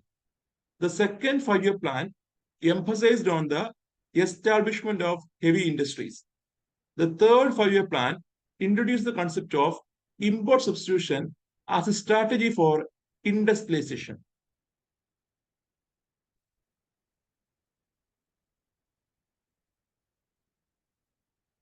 എന്ത് തോന്നുന്നു? ഫസ്റ്റ് സ്റ്റേറ്റ്മെന്റ് ശരിയാണോ? നമ്മൾ പറഞ്ഞാണ്, ഡിസ്കസ് ചെയ്തതാണ്. ഹെവി ഇൻഡസ്ട്രീസിന്റെ എസ്റ്റാബ്ലിഷ്മെന്റ് സെക്കൻഡ് പ്ലാൻ എയിം ചെയ്യുന്നുണ്ട്. അതുപോലെ തേർഡ് പ്ലാൻ പറയുമ്പോൾ ഞാൻ പറയാൻ വിട്ടുപോയ കാര്യമാണ്, one of the prior focus of third plan is import substitution ആണ്. ചോദിക്കട്ടെ, എന്താണ് ഈ ഇമ്പോർട്ട് സബ്സ്റ്റിറ്റ്യൂഷൻ എന്ന് പറഞ്ഞാൽ? ഇമ്പോർട്ട് സബ്സ്റ്റിറ്റ്യൂഷൻ എന്ന് പറഞ്ഞു കഴിഞ്ഞാൽ reducing the import by domestically producing the previously imported goods. മുന്നേ നമ്മൾ ഇമ്പോർട്ട് ചെയ്ത ഉൽപ്പന്നങ്ങൾ, ഇറക്കുമതി ചെയ്ത ഉൽപ്പന്നങ്ങൾ. സോ ഉദാഹരണം പറയുമ്പോൾ, സപ്പോസ് നമ്മൾ അരി, എക്സാമ്പിൾ അസ്യൂം ചെയ്യുക. സപ്പോസ് നമ്മൾ അരി അല്ലെങ്കിൽ ഏതെങ്കിലും മെഷീൻസ് അല്ലെങ്കിൽ എക്യുപ്മെന്റ്സ് അല്ലെങ്കിൽ എന്തെങ്കിലും ഒരു ഈ പറഞ്ഞ പാർട്സ് നമ്മൾ ഇമ്പോർട്ട് ചെയ്തെന്ന് വെച്ചു, നമ്മൾ ഇറക്കുമതി ചെയ്യാറ്. ഈ ഇറക്കുമതിക്ക് പകരം എന്ത് ചെയ്യുക, അത് ഡൊമസ്റ്റിക്കലി നമ്മൾ എന്ത് ചെയ്യുക, നിർമ്മിക്കുക. അതാണ് ഇമ്പോർട്ട് സബ്സ്റ്റിറ്റ്യൂഷൻ എന്ന് പറഞ്ഞാൽ. വിച്ച് മീൻസ് എന്താ? Substituting the import by enhancing the domestic production of a good. Substituting the import, import ഇറക്കുമതി എന്ത് ചെയ്യുന്നു, സബ്സ്റ്റിറ്റ്യൂട്ട് ചെയ്യുകയാണ്. എന്തുകൊണ്ട്? By substituting an import by domestically producing item. ഒരു ഉൽപ്പന്നം ഇന്ത്യയിൽ നിർമ്മിച്ചുകൊണ്ട് അതിന്റെ ഇമ്പോർട്ട് എന്ത് ചെയ്യുക, റെഡ്യൂസ് ചെയ്യുകയാണ് ഈ ഒരു നയത്തിന്റെ പ്രധാന എയിം എന്ന് പറയുന്നത്. And you can see third plan പീരീഡില് നമ്മുടെ government has started import substitution. എന്ത് ചെയ്യുക, ഇമ്പോർട്ട് കുറച്ചിട്ട് നമ്മുടെ ഇന്ത്യയിൽ തന്നെ ഉൽപ്പന്നങ്ങൾ നിർമ്മിക്കുക. ഇമ്പോർട്ട് ചെയ്ത ഉൽപ്പന്നങ്ങൾ, പഴയ ഇമ്പോർട്ടൊക്കെ അല്ലെങ്കിൽ പണ്ട് ഇമ്പോർട്ട് ചെയ്ത ഉൽപ്പന്നമൊക്കെ ഇന്ത്യയിൽ തന്നെ നിർമ്മിക്കാനായിട്ട് ഗവൺമെന്റ് എയിം ചെയ്യുന്നുണ്ട്. And you can see third plan introduced the concept of import substitution as a strategy for industrialization. നമ്മുടെ വ്യവസായവൽക്കരണം നമ്മൾ കണ്ടു. തേർഡ് പ്ലാന്റെ ഒരു ഫോക്കസ് ഏരിയ കാർഷിക മേഖലയും വ്യവസായ മേഖലയും ഉണ്ട്. ഇതിൽ വ്യവസായവൽക്കരണത്തിന് വേണ്ടിയിട്ട് ഇന്ത്യയിൽ റാപ്പിഡായിട്ട് ഇൻഡസ്ട്രീസ് നടക്കണമെങ്കിൽ എന്തുണ്ടാവണം? there should be setting of industries, there should be setting of production units. So ഈ പറഞ്ഞ പ്രൊഡക്ഷൻ യൂണിറ്റ്സിന്റെയും ഇൻഡസ്ട്രീസിന്റെ ഡെവലപ്മെന്റ് ഭാഗമായിട്ടാണ് ഇമ്പോർട്ട് സബ്സ്റ്റിറ്റ്യൂഷൻ എന്നൊരു ഐഡിയ ഗവൺമെന്റ്, എന്നൊരു പോളിസി ഗവൺമെന്റ് കൊണ്ടുവരുന്നത്. So first statement second statement ശരിയാണ്. Answer is C, both 1 and 2. So now you can see the 8th plan. Clear ആണോ എല്ലാവർക്കും? ക്ലിയർ അല്ലേ? So 8th plan. 8th plan, the time period is 1992 to 97 ആണ്. This plan is also called as Rao Manmohan model. This plan was launched after the launch of new economic policy. By LPG reform ശേഷം അല്ലെങ്കിൽ പുത്തൻ സാമ്പത്തിക നയത്തിന് ശേഷം ഇന്ത്യയിൽ അവതരിപ്പിക്കപ്പെട്ട plan ഏതെന്ന് ചോദിച്ചു കഴിഞ്ഞാൽ അത് 8th പ്ലാൻ ആണ്. And in the 8th plan, you can see the formula for allocating funds to state was again modified. നമ്മൾ കണ്ടു 4-ലും 5-ലും we were using Gargi formula. അത് കഴിഞ്ഞ് 6-ലും 7-ലും annual പ്ലാനിലും you could see there was modified Gargi formula. And 8th plan സമയത്ത് ഇത് പിന്നെ revise ചെയ്തു. It was called as Gargi-Mukherjee formula. So Gargi-Mukherjee formula എന്നൊരു പുതിയ ഫോർമുല ഗവൺമെന്റ് അഡോപ്റ്റ് ചെയ്തു for allocating funds to states. And ഈ ഒരു ഫോർമുലയാണ് പിൽക്കാലത്ത് 8th പ്ലാൻ മുതൽ 12th പ്ലാൻ വരെയുള്ള ടൈം പീരീഡിൽ ഫണ്ട് അലോക്കേറ്റ് ചെയ്യാനായിട്ട് ഉപയോഗിക്കുന്നത്. And focus, the main focus നോക്കുമ്പോൾ 8th പ്ലാനിന്റെ main focus human resource development ആയിരുന്നു. മാനുഷിക വിഭവശേഷി വികസനം. That was the main target of this eighth plan. It has prior focus on employment, education, health. ഇതിനെല്ലാം സ്പെഷ്യൽ ഫോക്കസ് ഉണ്ടായിരുന്നു. And one of the unique character, eighth പ്ലാനിന്റെ ഒരു unique objective പറയുകയാണെങ്കിൽ universalisation of elementary education and complete eradication of illiteracy എന്നൊരു ആശയം eighth plan ഉണ്ടായിരുന്നു. So this is a previous KAS question. നമ്മുടെ KASന്റെ ക്വസ്റ്റ്യൻ കൂടെ ആയിരുന്നത് നമ്മൾ ക്ലാസ്സിൽ പറഞ്ഞായിരുന്നു. സോ KASന്റെ പ്രീവിയസ് ക്വസ്റ്റ്യൻ ആയിരുന്നു. One of the unique objective of eighth plan, eighth പ്ലാനിന്റെ യുണീക് ഒബ്ജക്റ്റീവ് എന്താണെന്നായിരുന്നു ചോദ്യം. എന്തായിരുന്നു? Universalisation of elementary education and complete eradication of illiteracy among the age group 15 to 35. So യൂത്തിന്റെ ഇടയിൽ, പ്രത്യേകിച്ച് യൂത്തിന്റെ ഇടയിൽ ഇല്ലിറ്ററസി ഒഴിവാക്കുക, ഇറാഡിക്കേറ്റ് ചെയ്യുക. അതുപോലെ എലിമെന്ററി എഡ്യൂക്കേഷൻ, ബേസിക് എഡ്യൂക്കേഷൻ അത് എൻഷുർ ചെയ്യുക, അത് യൂണിവേഴ്സലൈസ് ചെയ്യുക. അതായിരുന്നു എയിം. അതുപോലെ തന്നെ safe drinking water, health care facilities, അതുപോലെ വാക്സിനേഷൻ, ഇവയൊക്കെ പ്രൊവൈഡ് ചെയ്യാനും നമ്മുടെ എയ്ത്ത് പ്ലാൻ ടാർഗറ്റ് ചെയ്യുന്നു. And this eighth plan also focused on finance sector reforms. So 1992 സമയത്ത് നമ്മൾ കാണുന്നുണ്ട് ധനകാര്യ മേഖലയുടെ റിഫോം സജഷനായിട്ട് നമ്മുടെ ഗവൺമെന്റ് ഓഫ് ഇന്ത്യ ഒരു കമ്മിറ്റി അപ്പോയിന്റ് ചെയ്യുന്നുണ്ട്. ഓർമ്മയുണ്ടോ? P. നരസിംഹം കമ്മിറ്റി എന്ന് പറഞ്ഞിട്ട്. നരസിംഹം കമ്മിറ്റി ഫസ്റ്റ് വരുന്നത് ഈ സമയത്താണ്. ആൻഡ് ധനകാര്യ മേഖലയിൽ ധാരാളം റിഫോംസ് ഈ എയ്ത്ത് പ്ലാൻ ബില്ലിൽ ഉണ്ടാവുന്നുണ്ട്. ആൻഡ് അതുകൊണ്ട് തന്നെ V can see the eighth plan focused on finance sector reforms കാണാം. ആൻഡ് നേരത്തെ ഉണ്ടായിരുന്ന ജവഹർ റോസ്ഗർ യോജന, 1989 ഉണ്ടായിരുന്ന ജവഹർ റോസ്ഗർ യോജന ഗവൺമെന്റ് റീവാം ചെയ്തു. 93 PM റോസ്ഗർ യോജന എന്നായിട്ടത് റീനെയിം ചെയ്തു. അതുപോലെ നാഷണൽ സ്റ്റോക്ക് എക്സ്ചേഞ്ച്, നമ്മുടെ ബോംബെ സ്റ്റോക്ക് എക്സ്ചേഞ്ചിന് പോലെ ഗവൺമെന്റ് ഇനിഷ്യേറ്റീവില് national stock exchange government establish ചെയ്തു. And it was established after the recommendation of Pherwani committee. So Pherwani കമ്മിറ്റിയുടെ റെക്കമെൻഡേഷൻ പ്രകാരമാണ് നാഷണൽ സ്റ്റോക്ക് എക്സ്ചേഞ്ച് എസ്റ്റാബ്ലിഷ് ചെയ്തത്. അതേപോലെ this period has witnessed the constitutionalisation of panchayat Raj institutions. നമ്മുടെ പഞ്ചായത്ത് രാജ് ബോഡീസിന് ഭരണഘടനാ പദവി നൽകുന്നത് ഈ സമയത്താണ്, എയ്ത്ത് പ്ലാൻ ബില്ലിലാണ്. So 1992 73rd and 74th amendment പാസ്സാക്കുകയും 93 പഞ്ചായത്ത് രാജ് ആക്ട് പാസ്സാക്കുകയും ചെയ്യുന്നുണ്ട് 24th April 93. And panchayat Raj ഇൻസ്റ്റിറ്റ്യൂഷൻസിനെ strengthen ചെയ്യുന്നത് ഈ ഒരു ആക്ടിന് ശേഷമാണ്, അല്ലെങ്കിൽ ഈ ഒരു അമെന്റ്മെന്റിന് ശേഷമാണെന്ന് നമുക്ക് കാണാൻ കഴിയും. അതേപോലെ WTO ഈ സമയത്താണ്, വേൾഡ് ട്രേഡ് ഓർഗനൈസേഷൻ ഈ ഒരു ടൈം പീരീഡിലാണ് എസ്റ്റാബ്ലിഷ് ചെയ്തത്. ആൻഡ് ഇന്ത്യ അതിന്റെ ഫൗണ്ടിംഗ് മെമ്പർ ആവുന്നുണ്ട്. 1st January 1995 India became the founding member of WTO എന്ന് കാണാം. ദേശീയ income, if you are seeing that per capita income, it also grew by 3.9%.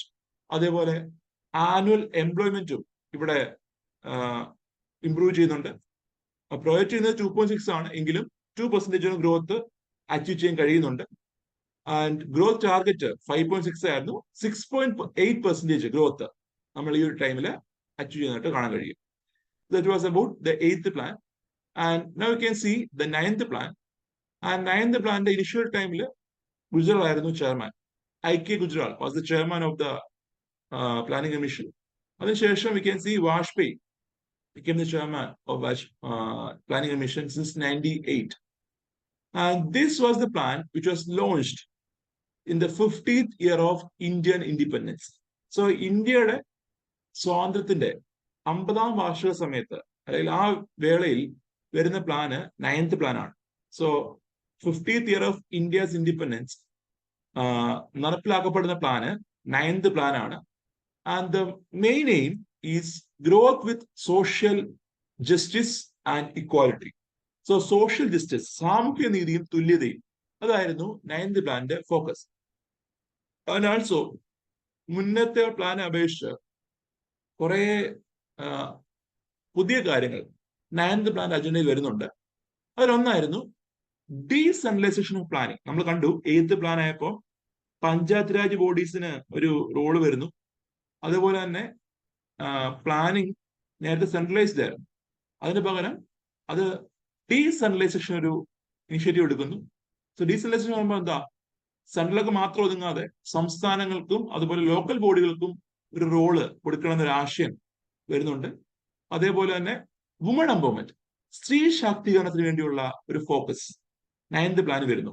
And you can see for the first time നമ്മുടെ planning ഹിസ്റ്ററിയിൽ ആദ്യമായാണ് woman എംപവർമെന്റിന് വേണ്ടി ഒരു special focus ഒരു പ്ലാനിൽ വരുന്നത്. And it was during the 9th plan ആണ്. And also food security and nutri security ഉറപ്പുവരുത്താനുള്ള initiative, then cooperative federalism promoting initiative.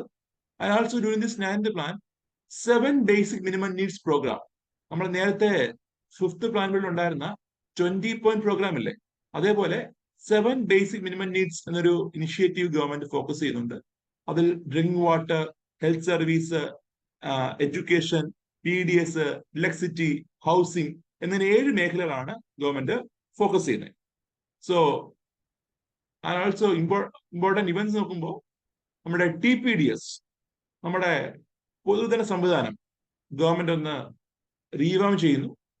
അങ്ങനെ 97 ടാർഗറ്റഡ് PDS എന്ന ഒരു പുതിയ സമ്പ്രദായം വരുന്നു. അത് പ്രകാരം ഇന്ത്യയിലെ റേഷൻ കാർഡ് ഹോൾഡേഴ്സിനെ APL, BPL എന്ന് ഡിവൈഡ് ചെയ്യുന്നു. Above poverty line, below poverty line എന്നിങ്ങനെ തരംതിരിക്കുന്നു based on the poverty line set by the government. നമ്മുടെ ഗവൺമെന്റ് സെറ്റ് ചെയ്ത ഒരു പോവർട്ടി ലൈൻ, ഒരു ദാരിദ്ര്യ ലൈൻ പ്രകാരം ഒരു പോവർട്ടി ലൈൻ സെറ്റ് ചെയ്തിട്ട് അതിനേക്കാൾ താഴെ ഇൻകം ഉള്ളവർ, അതിനേക്കാൾ താഴെ സ്റ്റാൻഡേർഡ്സ് ഉള്ളവർ ബിലോ പോവർട്ടി ലൈന്, പോവർട്ടി ലൈനേക്കാൾ മേലെ വരുന്നവർ എബോ പോവർട്ടി ലൈൻ എന്ന് പറഞ്ഞ് തരംതിരിച്ചു. ആൻഡ് ഈ പറഞ്ഞ ബിലോ പോവർട്ടി ലൈൻകാർക്ക് കൂടുതൽ ആനുകൂല്യങ്ങൾ ഗവൺമെന്റ് കൊടുക്കാൻ തയ്യാറായി. അതേപോലെ അന്ത്യോദയ അന്ന യോജന, നമ്മുടെ പാവങ്ങളിൽ പാവങ്ങളായ അല്ലെങ്കിൽ ദരിദ്രരിൽ ദരിദ്രരായവർക്ക് വേണ്ടി ഒരു ഇനിഷ്യേറ്റീവ് ആയിരുന്നു അന്ത്യോദയ അന്ന യോജന. 2000 ഈ ഇനിഷ്യേറ്റീവ് വരുന്നത്. അതുപോലെ ഗ്രാമീണ മേഖലയിലെ ജോലി അവസരങ്ങൾ വർദ്ധിക്കാനായിട്ട്, അവിടെയുള്ള എംപ്ലോയബിലിറ്റി വർദ്ധിപ്പിക്കാനായിട്ട് സമ്പൂർണ്ണ ഗ്രാമീൺ റോസ്കർ യോജന എന്നൊരു ഇനിഷ്യേറ്റീവ് വരുന്നുണ്ട്. അതേപോലെ 9th plan is also called as people's plan. ജനകീയ പ്ലാൻ എന്നറിയപ്പെടുന്ന 5 പ്ലാൻ എന്ന് ചോദിച്ചു കഴിഞ്ഞാൽ 9th പ്ലാൻ ആണ്. അതിന് കാരണം പറയുകയാണെങ്കിൽ before the launch of this 9th plan, ഈ 9th പ്ലാൻ വരുന്നതിന് മുന്നേ, 9th പ്ലാൻ ഇനിഷ്യേറ്റ് ചെയ്യുന്നതിന് മുന്നേ ആയിട്ട് നമ്മുടെ central government has urged the state governments to initiate, to propose different plans or to initiate different plans to include the participation of people in governance. So ആളുകളുടെ participation, ജനങ്ങളുടെ participation ഗവേണൻസിൽ ഉറപ്പുവരുത്താനായിട്ട് initiatives launch ചെയ്യാനായിട്ട് നമ്മുടെ government, നമ്മുടെ central government സ്റ്റേറ്റ്സിനോട് urge ചെയ്യുന്നുണ്ട്. അങ്ങനെ ഈ ഒരു സമയത്താണ് നമ്മുടെ കേരളത്തിൽ പീപ്പിൾസ് പ്ലാൻ ക്യാമ്പയിൻ, കേട്ടിട്ടുണ്ടോ നിങ്ങള്? ജനകീയ ആസൂത്രണ പദ്ധതി, പീപ്പിൾസ് പ്ലാൻ ക്യാമ്പയിൻ ഒക്കെ ലോഞ്ച് ചെയ്യുന്നത് ഈ ഒരു ടൈമിലാണ്, ഈ ഒരു 9th പ്ലാൻ അനുഭവിച്ചാണ്. ആൻഡ് ഈ പറഞ്ഞ 9th പ്ലാൻ സമയത്ത് കേരളം ലോഞ്ച് ചെയ്ത പീപ്പിൾസ് പ്ലാൻ ക്യാമ്പയിൻ അത് നേഷൻ വൈഡ് ആയിട്ട് മിമിക് ചെയ്യാനായിട്ട്, അല്ലെങ്കിൽ അത് ഏറ്റെടുക്കാനായിട്ട് കേന്ദ്ര ഗവൺമെന്റ് തീരുമാനിക്കുന്നുണ്ട്. അതുപോലെ 9th പ്ലാനിന്റെ മെയിൻ ഫോക്കസ് എന്തായിരുന്നു? Public participation. അപ്പൊ പീപ്പിൾസ് പ്ലാൻ ക്യാമ്പയിൻ അത് എന്താ വരുന്നത്? ജനകീയാസൂത്രണത്തിൽ എന്താ വരുന്നത്? ഈ ഗ്രാമസഭകൾ വഴി ജനങ്ങളുടെ പങ്കാളിത്തം എന്ത് ചെയ്യുക? ഉറപ്പുവരുത്തുക. അവർക്ക് വേണ്ട വികസനങ്ങൾ എന്താണോ, ജനങ്ങൾക്ക് വേണ്ട വികസനം എന്താണോ, അത് ജനങ്ങൾ തന്നെ എന്ത് ചെയ്യുക? തീരുമാനിക്കുക. സോ ജനങ്ങൾക്ക് വേണ്ടിയുള്ള തീരുമാനങ്ങൾ അവർ തന്നെ ചർച്ച ചെയ്ത് എടുക്കുകയാണ്. ഏതൊക്കെ മേഖലയിൽ അടുത്ത ഫണ്ട് അലോക്കേറ്റ് ചെയ്യണം, അല്ലെങ്കിൽ ഏതൊക്കെ മേഖലയായിരിക്കണം സർക്കാരിന്റെ ഫോക്കസ്, ഇതെല്ലാം ജനങ്ങൾ തന്നെ എന്ത് ചെയ്യുന്നു? ഈ ചർച്ച ചെയ്ത് തീരുമാനിക്കുകയാണ്. അതാണ് ഈ പീപ്പിൾസ് പ്ലാൻ ക്യാമ്പയിൻ ഉദ്ദേശിക്കുന്നത്.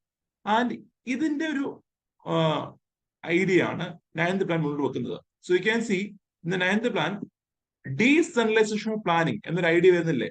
അത് ഈ പറഞ്ഞ പീപ്പിൾസ് പ്ലാൻ ക്യാമ്പയിൻ അല്ലെങ്കിൽ പീപ്പിൾസ് പാർട്ടിസിപ്പേഷൻ ഉറപ്പുവരുത്താൻ വേണ്ടിയാണെന്ന് നമുക്ക് കാണാൻ കഴിയും.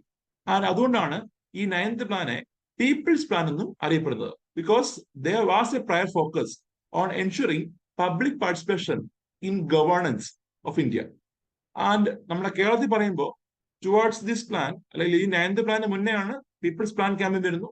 അതുപോലെ 97 സമയത്ത്, അതുപോലെ 98 സമയത്ത് കുടുംബശ്രീ, നമ്മുടെ കേരളത്തിലെ സ്ത്രീ ശാക്തീകരണത്തിന് മുന്നേറ്റം വഹിച്ച കുടുംബശ്രീ, ആൻഡ് കുടുംബശ്രീ ലോഞ്ച് ചെയ്യുന്നത് 98 മെയ് 17 ആണ്. നിങ്ങൾ കേട്ട് കാണും, ഈ ഇടയ്ക്ക് 25 years കംപ്ലീറ്റ് ചെയ്തിരുന്നു കുടുംബശ്രീയുടെ പ്രവർത്തനം. ആൻഡ് ഗ്രാം സഡക് യോജന, പ്രധാനമന്ത്രി ഗ്രാം സഡക് യോജന 2000 ഇനിഷ്യേറ്റ് ചെയ്യുന്നു. ആൻഡ് ഇനിഷ്യലി ഇതൊരു കേന്ദ്ര ഗവൺമെന്റ് പൂർണ്ണമായി ഫണ്ട് ചെയ്യുന്ന സ്കീമായിരുന്നു. So initially this scheme was central sector scheme. എന്നാൽ കറന്റ് എന്താ, നിലവിൽ ഇത് സെൻട്രലി സ്പോൺസേർഡ് സ്കീമാണെന്ന് പറഞ്ഞിരിക്കുക. അതുപോലെ എഡ്യൂക്കേഷൻ മേഖലയിൽ improvement കൊണ്ടുവരുന്നതാണ് Sarva Shiksha Abhiyan, SSA, during the year 2001. And during 1998, the second nuclear test was initiated by the government. അതാണ് ഓപ്പറേഷൻ ശക്തി. ഓപ്പറേഷൻ ശക്തി. ഇതേപോലെ 2019 there was another initiative which is called as mission Shakti. രണ്ടും മാറിപ്പോരുത്. ഓപ്പറേഷൻ ശക്തിയുണ്ട്, അതുപോലെ mission ശക്തിയുണ്ട്. ആൻഡ് ഓപ്പറേഷൻ ശക്തി എന്താണ്? It is the second nuclear test. Mission Shakti എന്ന് പറഞ്ഞു കഴിഞ്ഞാൽ it is an anti satellite missile test.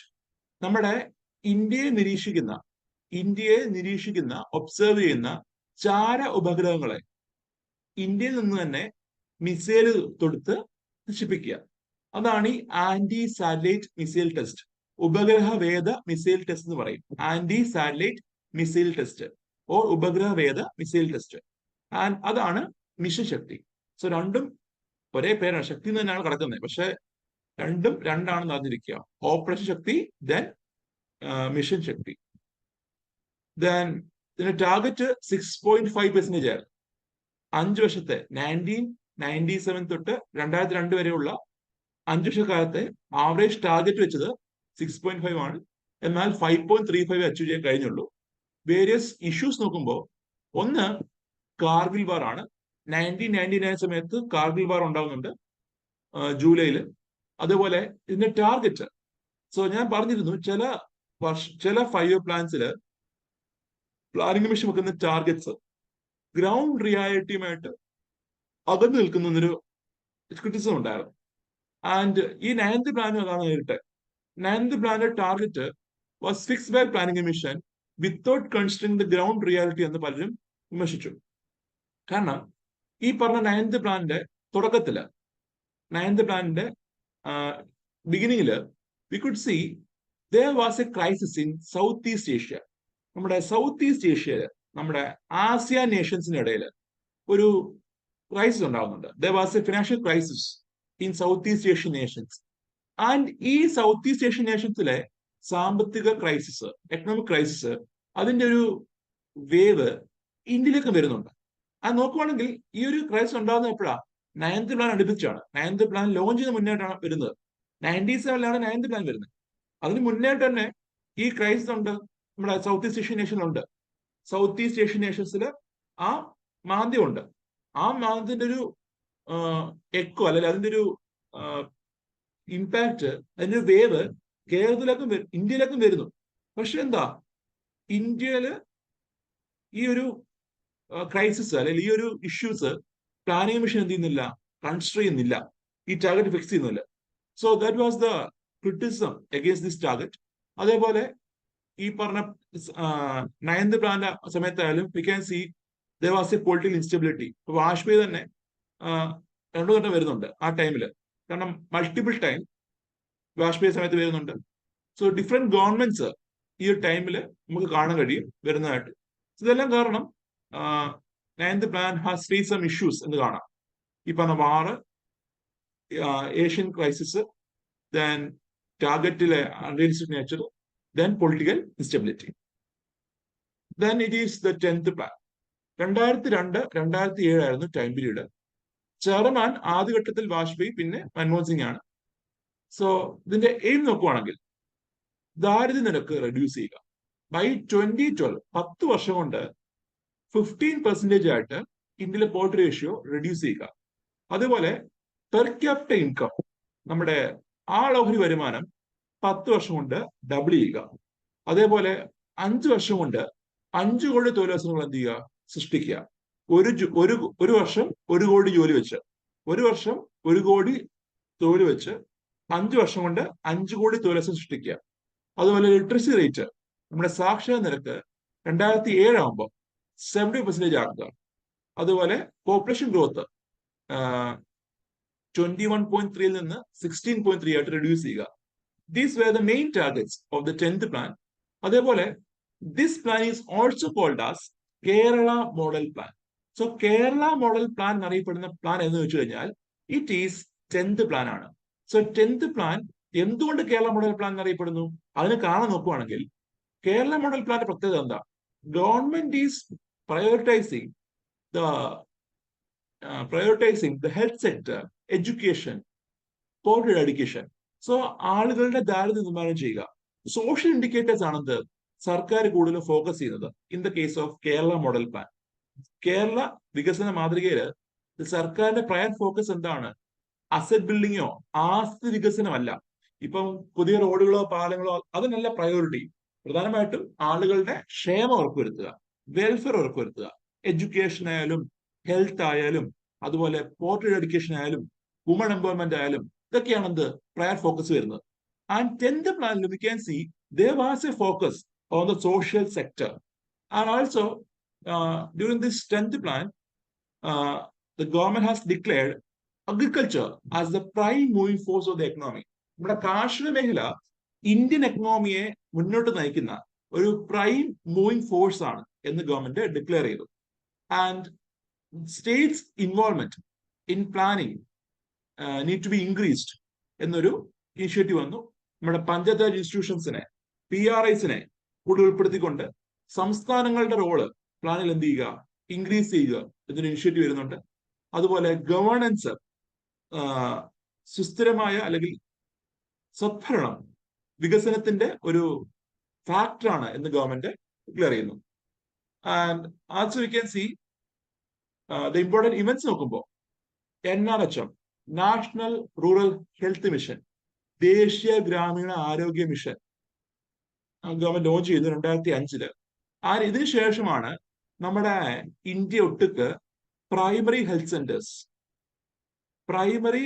Centres, പ്രാഥമിക ആരോഗ്യ കേന്ദ്രങ്ങൾ അവ സ്പ്രെഡ് ചെയ്യാൻ കാരണമായ ഒന്നാണ് ദേശീയ ഗ്രാമീണ ആരോഗ്യ മിഷൻ എന്ന് പറഞ്ഞ. സോ പ്രൈമറി ഹെൽത്ത് സെന്റേഴ്സിന്റെ ഒരു ഡെവലപ്മെന്റ്, അതിന്റെ ഒരു സ്പ്രെഡ് വരാൻ കാരണമായ പദ്ധതിയാണ് ഈ NRHM. നമ്മുടെ കേരളത്തിൽ നോക്കുവാണെങ്കിൽ നിലവിൽ കേരളത്തിലെ പ്രൈമറി ഹെൽത്ത് സെന്റർ പലതും we have converted into family health centre. നിങ്ങൾ കേട്ട് കാണും, പ്രാഥമിക ആരോഗ്യ കേന്ദ്രമായിട്ട് കുടുംബ ആരോഗ്യ കേന്ദ്രമായിട്ട് ഇപ്പൊ എന്ത് ചെയ്യുന്നുണ്ട്, ഗവൺമെന്റ് റെജുവിനേറ്റ് ചെയ്യുന്നുണ്ട് നമ്മുടെ കേരളത്തില്. ആൻഡ് അതുപോലെ തന്നെ അർബൻ ഏരിയയുടെ റിന്യൂവൽ അല്ലെങ്കിൽ അർബൻ ഏരിയയുടെ ഇൻഫ്രാസ്ട്രക്ചറും അവിടെയുള്ള എന്താണ് ക്വാളിറ്റി ഓഫ് ലൈഫും ഇംപ്രൂവ് ചെയ്യാൻ വേണ്ടിയുള്ള ഇനിഷ്യേറ്റീവ് ആയിരുന്നു JNNURM, Jawaharlal Nehru national urban renewal mission. So നിങ്ങൾ ഈ KSRTCയിലൊക്കെയുള്ള ഓറഞ്ച് കളർ AC ബസ്, പച്ച കളർ AC ബസ്, പച്ച കളർ ലോ ഫ്ലോർ ബസ് ഇതെല്ലാം കാണുമ്പോൾ നിങ്ങൾ അവിടെ ഒരു ലോഗോ കാണാം, ജൻഡ്രം എന്നൊരു ലോഗോ കാണാം. KSRTC കാണും, KURTC എന്നായിരിക്കും കാണുന്നത്. അതിനൊപ്പം തന്നെ you may see the logo JNNURM എന്ന ലോഗോ, ഇങ്ങനെ വട്ടത്തില് ജൻഡ്രം എഴുതിക്കുന്ന ലോഗോ നിങ്ങൾക്ക് കാണാൻ കഴിയും.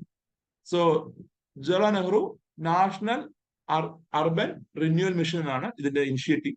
ആൻഡ് KSRTCയുടെ AC ബസ് അതൊക്കെ എന്താ ഇതിന്റെ ഭാഗമായിട്ട് വരുന്നതാണ്, ജൻഡ്രം ഭാഗമായിട്ട് വരുന്നതാണ്. സോ ആ ബസ് കൊടുക്കുന്നതെല്ലാം ഈ സ്കീം വഴിയാണ്, ജൻഡ്രം സ്കീം വഴിയാണ്.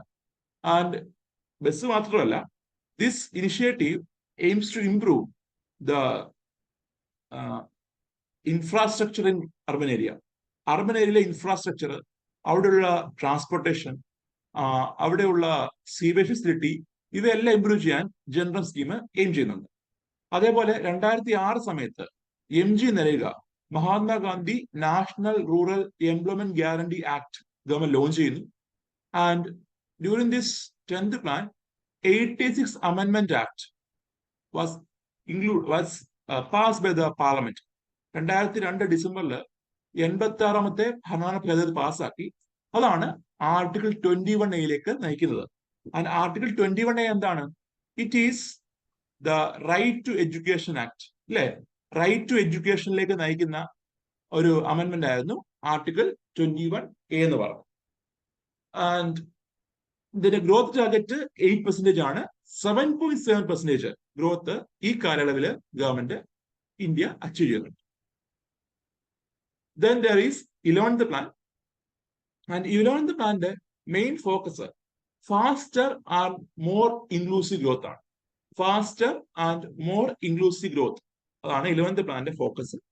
ഇതിന്റെ main aim to resolve regional imbalance in the country.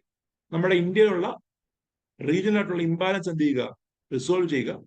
C രംഗരാജാണ് പ്രിപ്പയർ ചെയ്യുന്നത്. ചെയർമാൻ മൻമോഹൻ സിംഗ് ആയിരുന്നു. ആൻഡ് ഇൻ ദിസ് 11th പ്ലാൻ the in savings rate and investment rate increase ചെയ്യാൻ പ്രപ്പോസൽ ഉണ്ട്. നമ്മുടെ ഗ്രോത്ത് പ്രൊമോട്ട് ചെയ്യാനായിട്ട് സേവിങ്സ് റേറ്റും ഇൻവെസ്റ്റ്മെന്റും പ്രൊമോട്ട് ചെയ്യാൻ എയിം ചെയ്യുന്നു. Also there was focus on social sector. നമ്മുടെ സാമൂഹ്യ മേഖലയ്ക്ക് സ്പെഷ്യൽ ഫോക്കസ് 11th പ്ലാനിൽ വരുന്നുണ്ട്.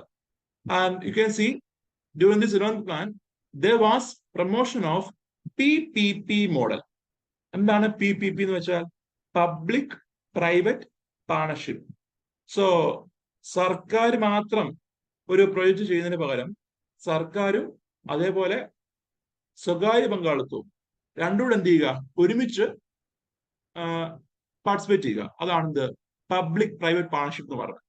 And in this 11th plan there was focus on reducing poverty and generating employment also.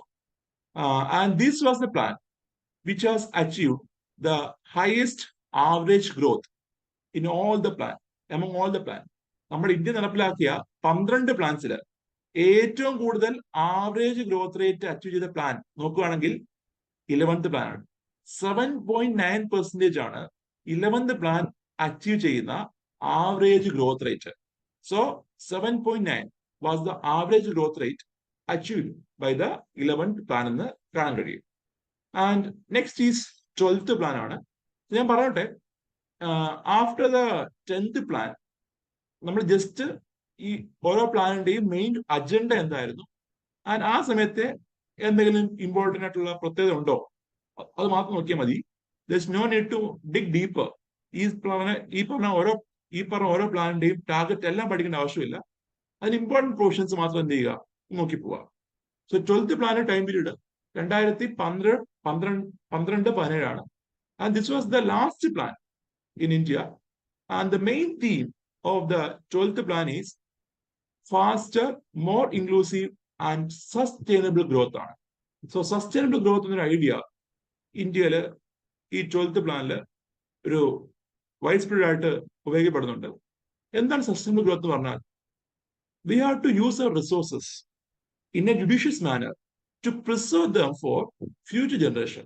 അപ്പൊ നമ്മൾ എന്താണ് നമ്മുടെ ഇന്ത്യയിലേക്ക് അറിയാം, നമുക്ക് നോക്കുവാണെങ്കിൽ നമ്മുടെ ഇന്ത്യയില് റിസോഴ്സസ് എന്താണ്? പരിമിതമാണ്. സോ ഈ പരിമിതമായ റിസോഴ്സസ് നമ്മൾ എന്ത് ചെയ്യുക? ജുഡീഷ്യസ് ആയിട്ട് യൂസ് ചെയ്യുക. Without exploitation we have to use this resources and we have to preserve this resource for future generation. നമ്മുടെ ഡിമാൻഡ് മീറ്റ് ചെയ്യണം, അതേപോലെ ഭാവി തലമുറയുടെ ഡിമാൻഡ് എന്ത് ചെയ്യണം? മീറ്റ് ചെയ്യാൻ വേണ്ടി ഇത് പ്രിസർവ് ചെയ്യണം. So when we are utilizing resources, we have to utilize the resource in such a way that we have to meet our own demand without compromising the ability of future to use the resources. നമ്മുടെ ഭാവി തലമുറയുടെ അല്ലെങ്കിൽ future ജനറേഷന്റെ എബിലിറ്റിയെ, ഈ resource use ചെയ്യാനുള്ള എബിലിറ്റിയെ നമ്മൾ എന്ത് ചെയ്യാൻ പാടില്ല? കോംപ്രമൈസ് ചെയ്യാൻ പാടില്ല. അതാണ് ഈ സസ്റ്റൈനബിൾ ഗ്രോത്ത് എന്ന് പറയുന്നത്, ഓർ സസ്റ്റൈനബിൾ ഡെവലപ്മെന്റ് എന്ന് പറയുന്നത്. ആൻഡ് യു ക്യാൻ സി ഈ പറഞ്ഞ 12th plan prioritised the faster, more inclusive and sustainable growth എന്ന് കാണാം. ആൻഡ് ഈ ഒരു ടൈമിലാണ് നമ്മുടെ പ്ലാനിംഗ് കമ്മീഷൻ അബോളിഷ് ചെയ്തിട്ട് നീതി ആയോഗ് എസ്റ്റാബ്ലിഷ് ചെയ്യുന്നത്. ആൻഡ് ഇതിന് ടാർഗറ്റ് വെച്ചത് 9% ആയിരുന്നു ഗ്രോത്ത് റേറ്റ് ടാർഗറ്റ്. എന്നാൽ അച്ചീവ് ചെയ്യാൻ കഴിയുന്നത് ഓൾമോസ്റ്റ് 7% മാത്രമാണ്. And during this 12th plan, you can see some of the targets. ഇത് മാത്രമല്ല കേട്ടോ, ധാരാളം ടാർഗറ്റ്സ്, ധാരാളം ലക്ഷ്യങ്ങൾ സെക്ടർ ആയിട്ട് തന്നെ പറയുന്നുണ്ട്. ഇപ്പോ ഈ 12th പ്ലാൻ ഒക്കെ ആകുമ്പോൾ U can see the document size, അല്ലെങ്കിൽ ഒരു 10th പ്ലാനൊക്കെ ശേഷം നമുക്ക് കാണാൻ കഴിയും പ്ലാൻ ഡോക്യുമെന്റ് സൈസിന് എന്ത് ചെയ്യുന്നുണ്ട്, ഇൻക്രീസ് ചെയ്യുന്നുണ്ട്. മുന്നത്തെ അപേക്ഷിച്ച് ഒരു കോംപ്രിഹെൻസീവ് ഡോക്യുമെന്റ് ആയിട്ട്, ഒരു ലാർജ് ഡോക്യുമെന്റ് ആയിട്ട് നമ്മുടെ പ്ലാൻ ഡോക്യുമെന്റ് മാറുന്നുണ്ട്. ആൻഡ് ഡിഫറെന്റ് ഒബ്ജക്റ്റീവ്സ് നോക്കുമ്പോൾ 12th പ്ലാൻ ഒബ്ജക്റ്റീവ് നോക്കുമ്പോൾ 50 മില്യൺ ജോബ്സ് ഈ നോൺ ഫാം സെക്ടർ ക്രിയേറ്റ് ചെയ്യാനായിട്ട് എയിം ചെയ്യുന്നു. അതുപോലെ നമ്മുടെ കാർഷിക മേഖലയിൽ 4% ഗ്രോത്ത് അച്ചീവ് ചെയ്യാൻ എയിം ചെയ്യുന്നു. അതുപോലെ നമ്മുടെ എനർജി സപ്ലൈസ് അല്ലെങ്കിൽ എനർജി പ്രൊഡക്ഷനിൽ 6.5 to 7% ഗ്രോത്ത് അച്ചീവ് ചെയ്യുക. അതുവഴി നമ്മുടെ GDP 9% ഗ്രോത്ത് അച്ചീവ് ചെയ്യുക. സോ എനർജി മേഖലയിൽ 6 മുതൽ 7% വരെ വളർച്ച കൈവരിക്കുകയും അതുവഴി GDP-യിൽ 9% വളർച്ച കൈവരിക്കാനും ഈ പറഞ്ഞ 12th പ്ലാൻ ടാർഗറ്റ് ചെയ്യുന്നുണ്ട്. അതുപോലെ എഡ്യൂക്കേഷനും ഹെൽത്തിനും സ്കിൽ ഡെവലപ്മെന്റും ഒക്കെ 12th പ്ലാന്റെ പ്രയോറിറ്റി ആയിട്ട് നമുക്ക് കാണാൻ കഴിയും.